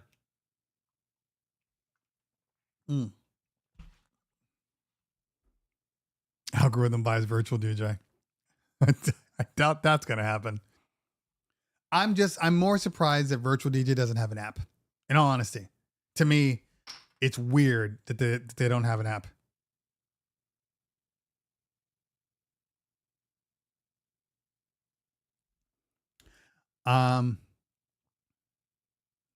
They also need rides. It's a barter system, Matt. No rides without gear. No rides without gear. Okay. I think we're good here. I'm gonna wait for a couple more questions to come through. If I haven't answered your question, go ahead and pop that in. Because like I said, I do need to eat and get out of here and I don't know, talk to the wife or something. I do something. I gotta unwrap some Christmas presents. I have enough room. Got a lot of gear. I left to go for 10 days, so my entire studio is in shambles right now, like legitimately in shambles. So I don't really have a lot of room to do things. Just waiting on them last questions.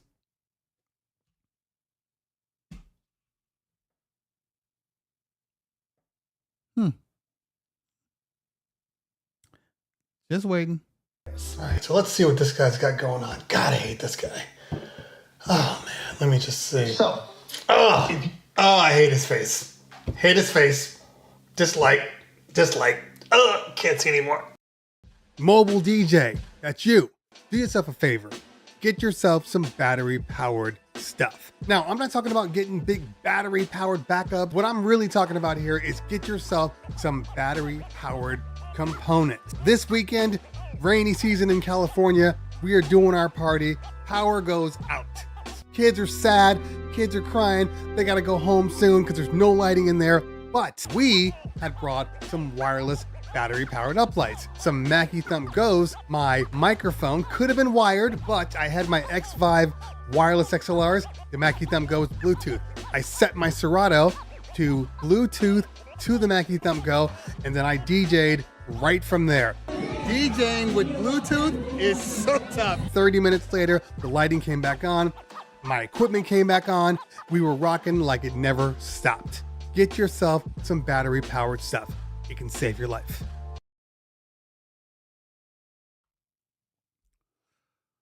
Matt Ames says, DJ ad support for a lot of controllers. I think they are taking their time growing organically, getting my $50 a year in the process. They've been around long enough to not have to be organic anymore. I mean, in all honesty, when Apple comes out with a new software, Algorithm DJ is always on the stage with them talking about, ooh, the M1 does this and does that. M2 does this and does that. So I don't think they need that. I just think that they don't. I don't know. It's weird. I mean, you want the more people, the better, you know? And like, for instance, me, I pay the $50 for the subscription every year. And I barely use it, but, I did not see the review Biggie Smalls of the Wolf Mix. I still have to do a review on my own.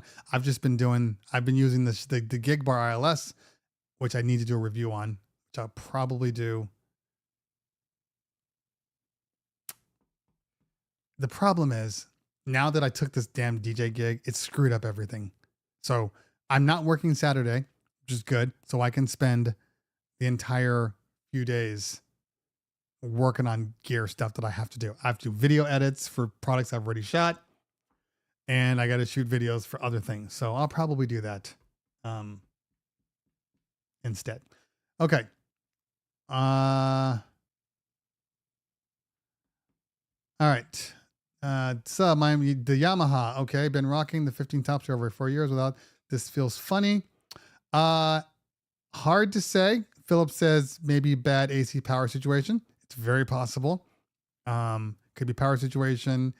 Yeah, you could have sounds like you could have shorted out some stuff. That happens too.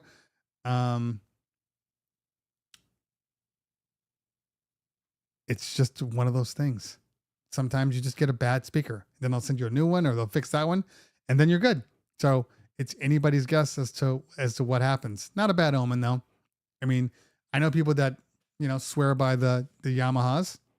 Somebody had mentioned the Okoas. They're good. They're good subs. They're very good subs. Period. For the price, very good subs. If somebody asked earlier, so I've forgot to answer that one. Anybody holding Expo tickets for a poor DJ? How much are the Expo tickets? Like for the floor? How much are they?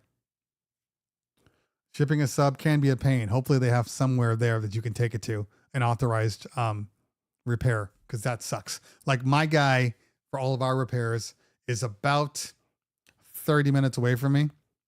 So it made it a lot easier. If I have to ship stuff, like Chevet, I have like 6 sets of the Intimidator Spot 350s. Still haven't updated them because they've been fine. But anyway, when I first bought them, their repair center was in Florida. See, everything bad goes to Florida. And I was like, okay, I want to send it in. And they're like, okay, do you still have the box? I'm like, no. This was like 3 years later. Oh, well, then you have to ship it. So you have to put it in a box. And then I did the cost analysis. It was like, I think it was somewhere around $400 to send back my moving head, when the moving head only costs like $800. So I was like, well, this is not worth it. And then finally they came out with an LA area. And then I was like, I was taking everything back then. Different. So price is issue. Okay. I waited too late to purchase tickets. Ah, I see. Gotcha. We'd like to book you guys again for our bar mitzvah, June 15th. Okay, perfect. Easy enough. Phil Chan says, I'd love for some of the battery powered speakers to output higher USB-C voltages and current. 5 volt, 500 is good for the phone charging and not much else. I agree. Although I will tell you this, I was on the plane yesterday. By the way, I'll never fly United again. They don't have TVs in there. Everything they do is all on their Wi-Fi, and their Wi-Fi is sketchy as all hell. None of the phones would work. None of the iPads would work. I had to pay for damn internet because it's a 5-hour trip, and I can't have the wife and the daughter, you know, just sitting around, because then they're going to complain to me, and I'm just like, fine, buy it. Then I was doing some work on my computer because I'd given my iPad to my daughter to watch Netflix. I had done some work, and I just said, let me just check. And I went online on my browser on my computer, worked just fine. It just didn't like phones. And I know people are using phones, so it's BS, because that's how they're getting your money. only place that does it. Only place. Everybody else, Delta, JetBlue. I mean, those are the only two that really matter, in all honesty. I'm a big Delta fan. How to put Serato in Bluetooth mode. You make Serato. I guess I can show you the last thing before I leave. Okay. Give me a second to get my computer real quick. Where is my computer? What am I going to do? Yo, I just booked my first wedding. Yeah? Dope. When is it? Next week. Can you believe it? Next week. Okay. Do you have any gear? Yeah. I have two 12-inch speakers. Okay. Well, you might want to rent or borrow somebody's sub. Okay. All right. That's cool. What about microphone? You have a microphone? Well, I mean, I have a corded microphone. Yeah. Again, you might want to go out and rent or borrow somebody's wireless microphone. Okay. A week from now is pretty quick. Do you have all the music? Do you have everything they need? I have some music, but I have like my SoundCloud streaming service, and if I need to, YouTube. How much are they paying you? Bro, 6 hours plus the ceremony, $300. Oh, you're good. Yeah? Yeah, you're good, man. You're good. Have a good time. Sweet. Thanks, man. Okay. Exhibit only tickets are $70 per day. Okay, that's not so bad. That is not so bad. All right. Let's see here.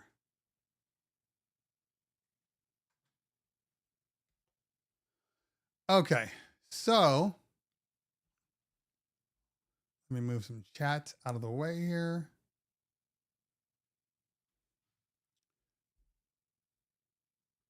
All right. Now, okay, so we are going to go up to your settings like so. And then we are going to go to audio and we're going to make audio available to other applications. Is that the one? No, that's not the one. It's the other one. I got to plug in my other thing here.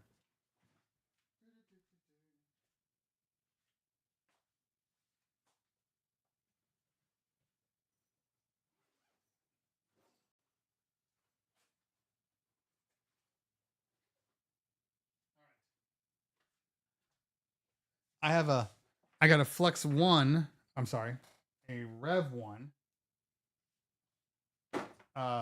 Here. You know what I didn't like? I don't like how the Rev One still uses USB-B. That was kind of annoying to me. Call me silly, but now that all the Pioneer things are going USB-C, it makes it a little frustrating. Okay.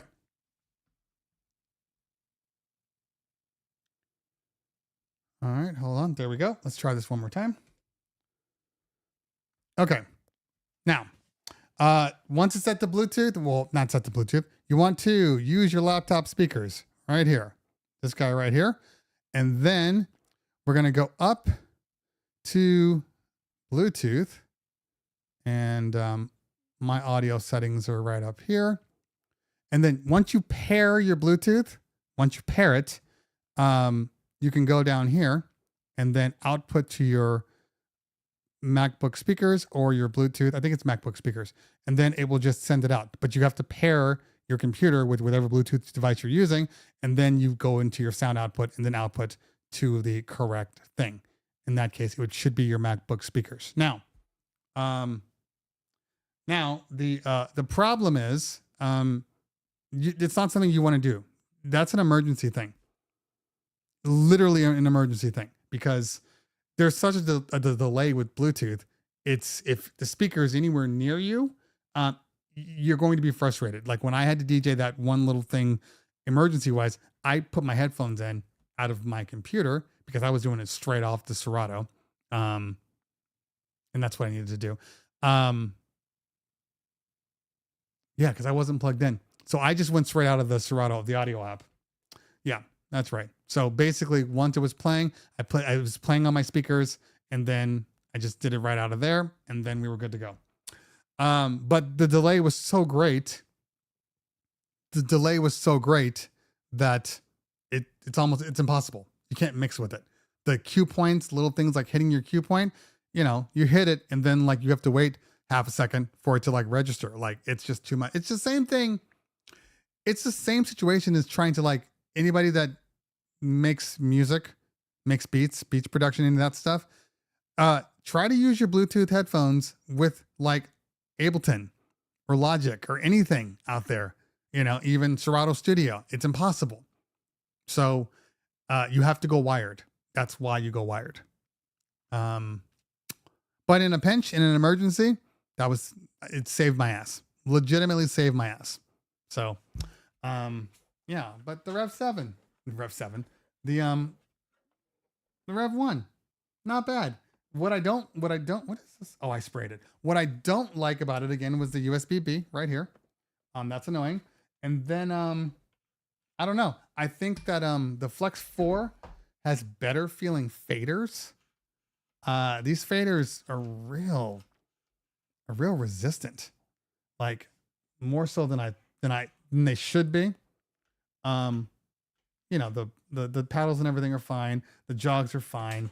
Crossfader's fine. It's a $200 controller. I don't expect much, but yeah, the faders on the Flex 4 are better than on the Rev 1.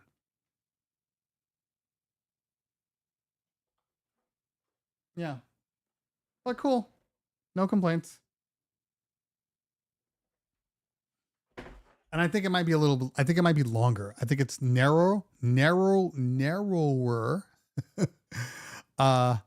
and wider, where the Flex 4 has more depth, but shorter.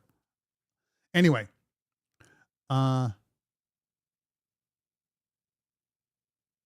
yeah, it is weird, but that's the first thing I noticed, Philip. First thing. I mean, the crossfader is exactly the same. The up faders are the same. It's just, yeah, these faders up top do not feel the same at all. Rhyme Sport says, I like the pitch faders. You like the pitch faders? Okay. You know, to each their own. These faders are giving me, SC 6000, or LC 6000 vibes. And I don't love those faders too. There's a resistance to them. I don't like to feel my fader moving. That's the issue. You know, I like it to be smooth. You know, like for instance, if I'm touching the audio here, I don't feel the fader as I'm moving it up and down. You know, I feel the movement, but I don't feel the fader. This I can feel and hear. See that? I shouldn't be hearing that. And that's like I'm pulling it higher too.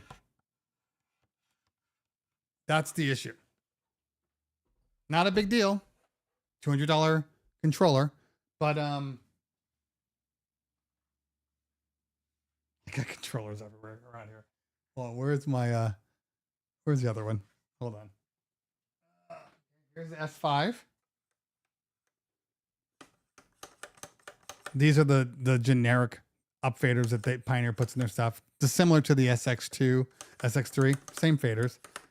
But this is what I'm saying. Listen. And these are actually good faders, right? But here's the crossfader. It's smooth, silent. I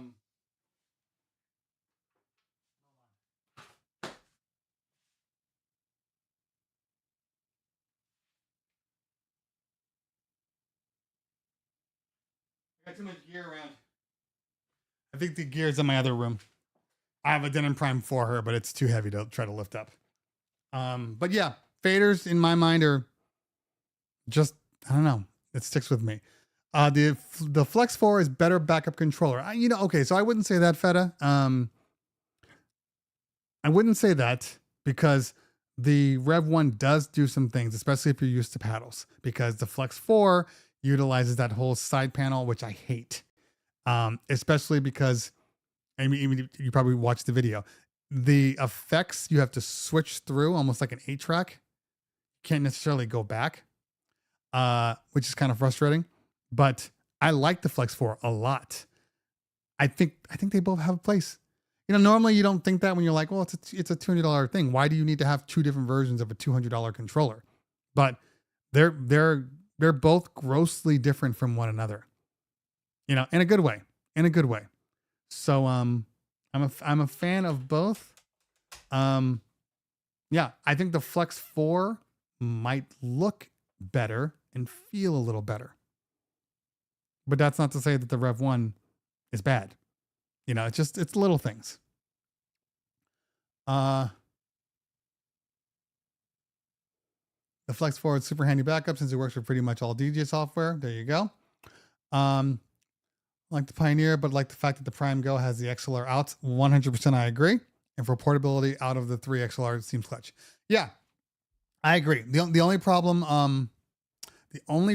with the Prime Go, when it was funny, because the Numark Mixstream Go fixed a lot of the issues that the Prime Go had. So I'm hoping that there is now I think all bets are off, because I'm like, a Prime Go, if they can come out with a Mark II Prime Go with bigger jogs, a 2-band EQ, and maybe adjust the layout a little bit because the effects and the volume is just in a weird place. And it worked with Serato. Serato is the issue. Because I have a feeling now that a Denon Prime Go Mark II probably not going to be Serato compatible. Just a feeling. I hope I'm wrong. I honestly hope I'm wrong, but they've been selling Denon Prime Goes without the need for Serato now. So that's my issue. Ruff says, would latency on the computer make a difference in regards to the delay? Well, latency is inherent to the Bluetooth module. So you're dealing with two different things, the module and the distance of wherever the device is going to. And so if whatever module you're using has its own preset latency built in, some are getting better, some are getting faster. And as they move up to, 3.0, 4.0, and 5, like all of these things are making it a little stronger, a little farther, and a little faster connection. All of these things are coming into play. But the Bluetooth that's in most computers, pretty much all the same, they're all the same. So there's going to be a delay. Bluetooth has a delay. It has a built-in delay that you can't get around. If you don't want delay, you're gonna have to go with like a direct Wi-Fi, like the X Vives and the X Vive like wireless headsets and all that stuff. Like that's a direct Wi-Fi protocol on a 2.4 gigahertz spectrum. Yeah. Okay, Donald Cannon with the $5 super chat. Thanks, fam. I appreciate you. I have a gig when I'm DJing after the headliner. Any ideas, suggestions to keep energy up? You're DJing after the headliner. Well, that's a good one. I rarely DJ after the headliner because I hate that position. I honestly hate that position. I think that's the worst position. The best position to be in is the DJ right before the headliner, because you're able to play a lot of different vibes, a lot of different things. You can try things because people are allowing, because they know the headliner's coming on. After the headliner, when they've rocked all the hotness, you better hope that they haven't played every single hot track, because that's the time when after the headliner, people are like, okay, guess it's time to go. So now you have to keep them going. I find that depending on the club, there are ways to get out of it. Like usually the headliner is going to play more universal pop records, right? No matter what it is. But like there's a couple of clubs that I know that are heavy Latin. Okay. Now the headliner will play all the stuff, all the Lil Jons and the new stuff and the, all of it. But if you after the headliner finishes, if you go more classics and like more maybe to their nationality, you'll get a resurgence from that. You know, like I wouldn't just start playing more pop artists like the headliner did. You know, I'd go a different route. You know, kind of try to get into their like heart. You know what I mean? So that's what I would do. What is this white? What is this? Where's this coming from?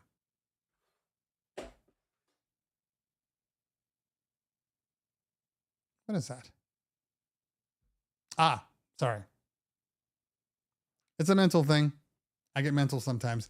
Mulberry, thank you for the $10 super chat. I appreciate you, fam. Always appreciate it when you guys can help help the cause of getting to the DJ Expo. You know, money is when you already go on vacation, money can be real tight. So I appreciate all the help that you guys can do. Anyway, don't feel bad if people start leaving. Yeah, that too. Okay. Sounds like there needs to be a line of CT faders. Not me, man. Not me. There's already enough people that are doing that kind of stuff. And the line faders are different because you can replace line faders, and there's so many good companies out there. In fact, I went to the DJ Plug when I was out there, and I have another in a fader, the PNP, to go into one of my mixers to test it out. See, that's another thing. I was supposed to get this PNP drop in, I think 1.5 years ago. And for whatever reason, the company just, every time I see him, hey, I got something for you. Come pick it up at the expo. Come pick it up for this. Come pick it up at this. And then let's say the timing goes wrong. I'm like, okay, I didn't have it. And then all of a sudden, like it'd be one thing if like they're like, hey, I got something for you, right? And then you don't connect. You would think logic would dictate that when that happens, they just put it in the mail and send it to you. But for whatever reason, they're like, oh, I got something for you. And then you don't see them and they're like, oh yeah, sorry. Well, drop it in the mail. It's weird. It's a funny thing to be in. I'm going to start doing movie reviews. I'm over this DJing. I kid. Kind of. I mean, if people keep buying up everybody, pretty soon there's not going to be anything to report on because there's going to be like 1 or 2 companies. It's already a small set company wise. So I am changing it up. I don't know. Let me know in the chat what you think about this. I talked about it before, but this is where I'm going. I'm going to start doing more exposés related to DJ culture and DJ experiences. Let me know in the chat if that's something that you'd be interested in. Let me know in the chat before I leave.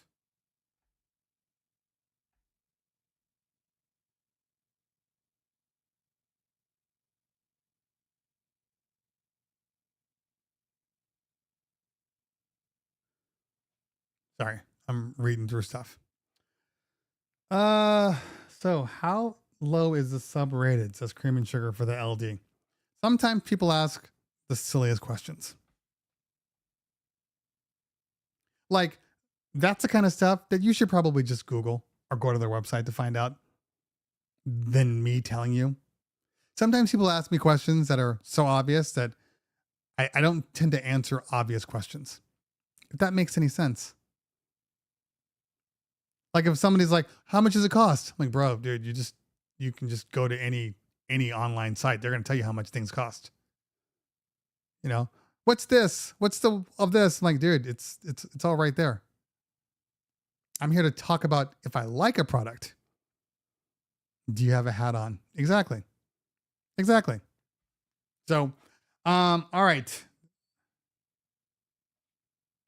This is a big opportunity for Engine Prime DJ. We shall see. I want to see Oppenheimer. Can't see Oppenheimer because all the IMAX 70 millimeters are sold out for like 3 weeks. It's a lot. I still need to watch what's the other one? Oh, Mission Impossible. I still haven't watched that. I tried to go see Mission Impossible. 4 days out of the 10 days I was in Florida. Could not get my timing right to go see the movies. By the time we got out of Disney, it was too late. By the time we got out of I was trying to go with some friends from the convention. They kept flaking on me.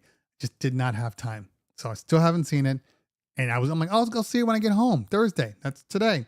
I booked a DJ gig. Now I can't because I got too much stuff to do. I guess I can wait 3 weeks for it to come out on Paramount Plus. I'm kidding. And kind of not kidding. Kareem says, what are your thoughts on a Pioneer SR2 as a backup controller to my Rain 1? I think if it works, it works. My only thing about backups, I'm not going to see Barbie. That can be for the daughters. And I've heard it's okay. I've heard it's fine. People say it's good. I definitely don't think I'm the target audience for that one, but I'd rather see Oppenheimer than see Barbie. My only issue with backups is a simple one.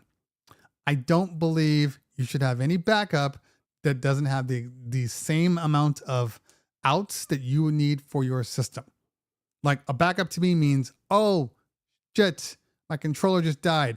Take it out, unplug the XLRs, pop a new one in, pop the XLRs back in, go to town. If I have to have RCA adapters, RCA to XLR, I know it's not a big deal, but that's just one more thing that I have to think about. So my backups, all of my backups have XLR outs. Just an opinion. This guy right here, this Rev 1, I'm not going to take it as a backup. It's going to stay in my house for practice. I use it for practice when I'm DJing here. That's it. If I'm sitting at my desk and I need to play a song or set cue points up real quick, I'm gonna turn this on versus, my backup. Mixstream Go Pro and Denon Prime Go are my two backups that I swap out interchangeably because I don't have a case for the Mixstream Pro Go yet. But those are my two backups that I use. Why? Because one thing, they're all-in-ones and they can run Serato. So I have options because what happens if it's not the controller that fails, but it's your computer? What do you do then? Now, I have an iPad with DJ right on here. For my Rev 7, only for my Rev 7, I can use my iPad. So it just sits on its own little station right next to my Rev 7. If I gotta swap things out or I'm running a montage, now I have to have a song that's playing in the background. I can use my iPad for that. But the iPad, the algorithm DJ will not work on a 1000. And that's unfortunate. So you got to have a different option for that. So if I'm using my 1000, I don't know if the Flex 10 now works with DJ. I'll have to check that out. Because I do have a Flex 10 here. The Flex 10, what was I going to say? Yeah, I don't know. I'll have to check in case to see. But like for me, I tend to only bring things that I know work with multiple things. So, yeah. Anybody notice that Tidal no longer works in Serato? What are you talking about? Well, let's see here. Hold on. I got Tidal up right now. Oop, I did not want to do it. I wanted to log in. There we go.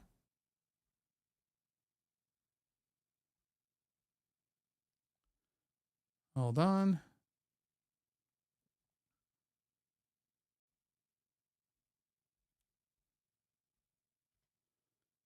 Okay.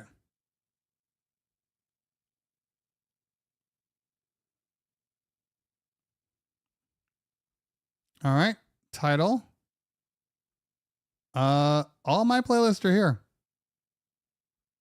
And all the music in the playlist are here. So that sounds like a you problem because I'm good.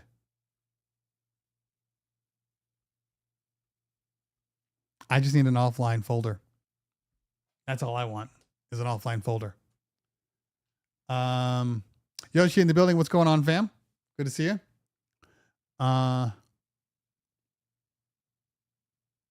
Log in and your software quits.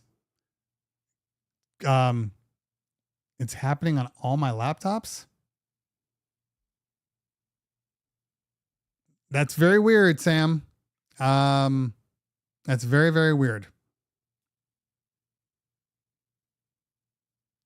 What Serato version are you using? DJ Yoshi says, for your reviews, are you recording videos directly to camera SSD or are you using OBS? I use both, Yoshi, depending on the product. Sometimes if I want to make it quick and just get in and get out, I'll use OBS, switch cameras, blah, blah, blah. If I'm trying to get like the best possible quality, depending on what the product is, then yes, I will use the SD cards and then just pull them out and then, sync them up. So it just depends. Just depends. Did you pay your subscription fee, says Feta? Yeah, it's not wrong.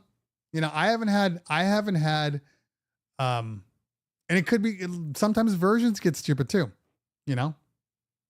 There you go, Yoshi. Cool. We'll meet up.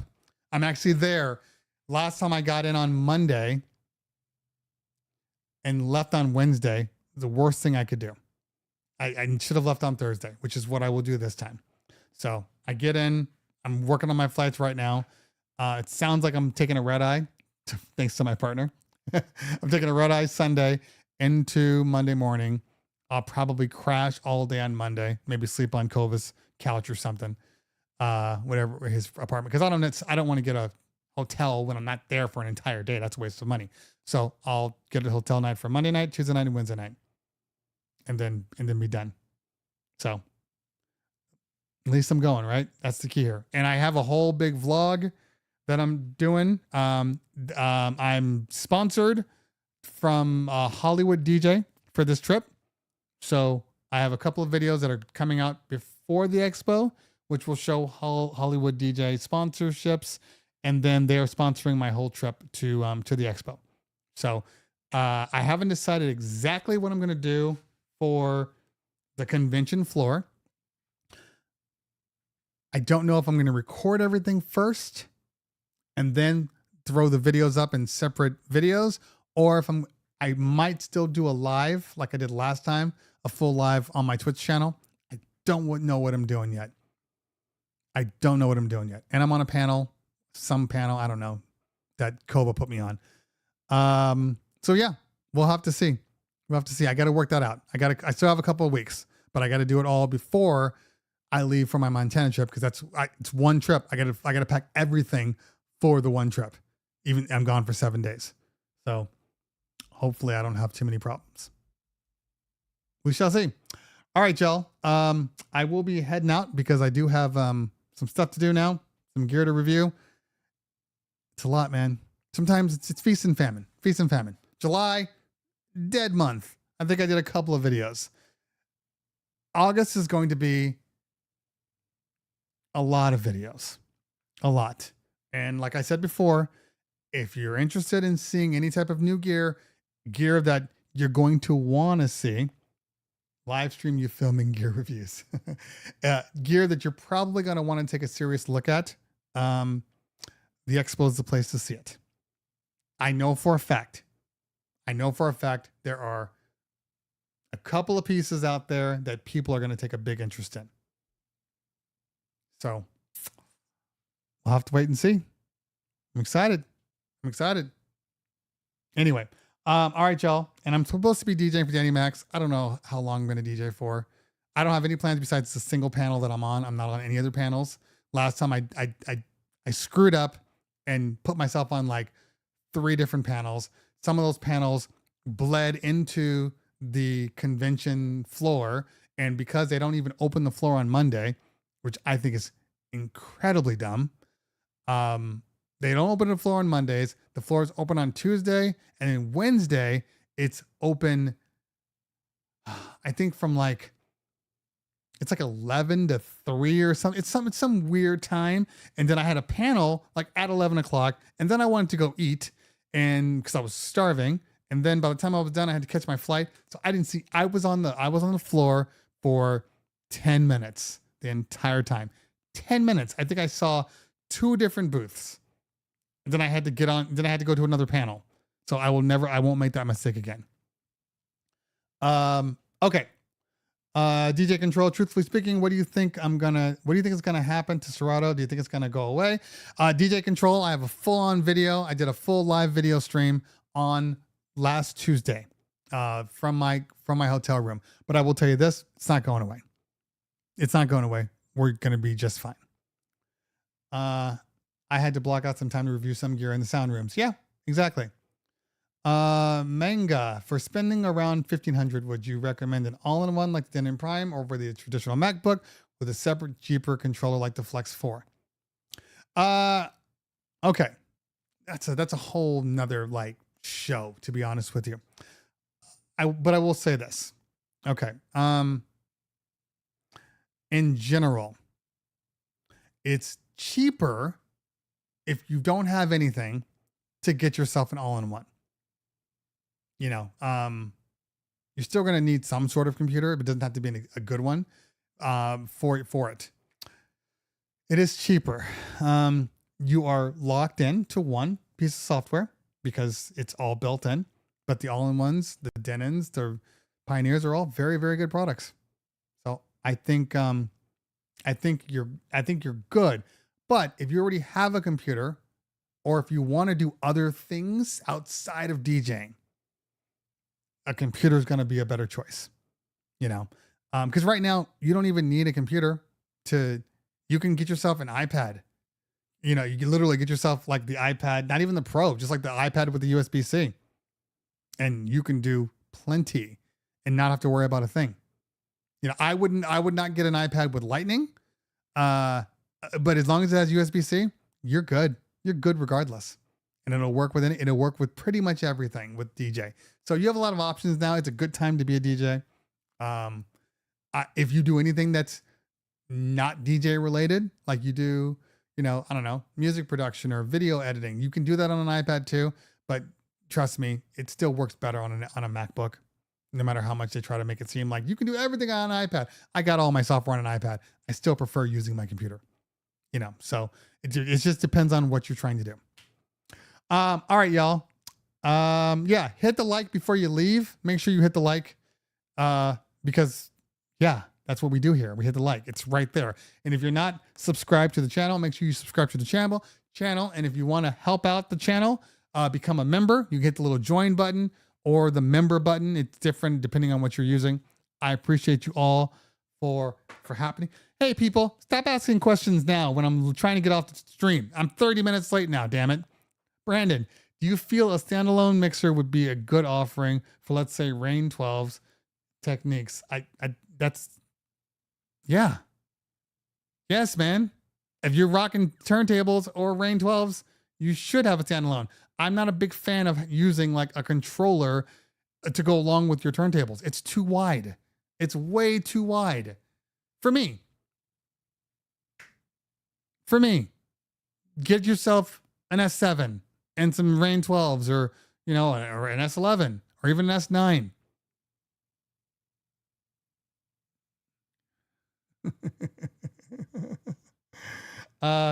How much to keep you streaming the gear reviews? Oh my God, I have no idea. I don't know. You just have to throw some money at me and see what happens. Okay. All right. Standalone is as I'm not needing a computer. Well, you have your answer, Brandon. You have your answer. Get yourself and anything. I mean, if you're trying to go cheap, I would go with the Mixstream Pro Go. That's the one I would recommend. If you want to go higher up, yes, now you're at the Prime. You're at the Prime 4. You could go with the SCs if you want. If you want. I don't. If you want. All right. I'm out of here. Thank you for hanging out today, everybody. I appreciate you. Hit those likes before you leave. Hit that subscribe before you leave. And I will be. So next week, I will be live. I don't know if I'm going to do a dual stream to YouTube, but I will be live on Twitch at a minimum. It depends if I bring my my YOLO Live Pro. If I can make it work, I might bring that. If not, then not next week. That's a couple of weeks out. But I won't have my show because that's a travel day on that Thursday.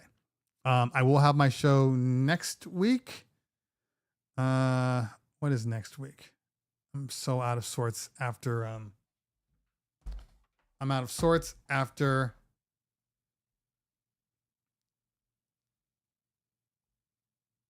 okay. 27th. Yes. So I will have a show on the 27th. I will not have a show on the 3rd because that's when I'm flying out unless I get my flight afterwards. But in reality, I'm probably not going. I'm probably not having a show on Thursday. Maybe I'll move it to Tuesday. Oh, nope. That's my anniversary. I won't be doing that. So the 3rd will be dead. And then after that, the 10th will be dead, but I will have a show on Twitch.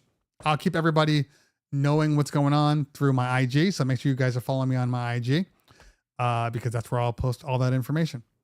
All right, y'all. Got to get out of here. Thanks for hanging out. Appreciate you. See you soon. Peace out.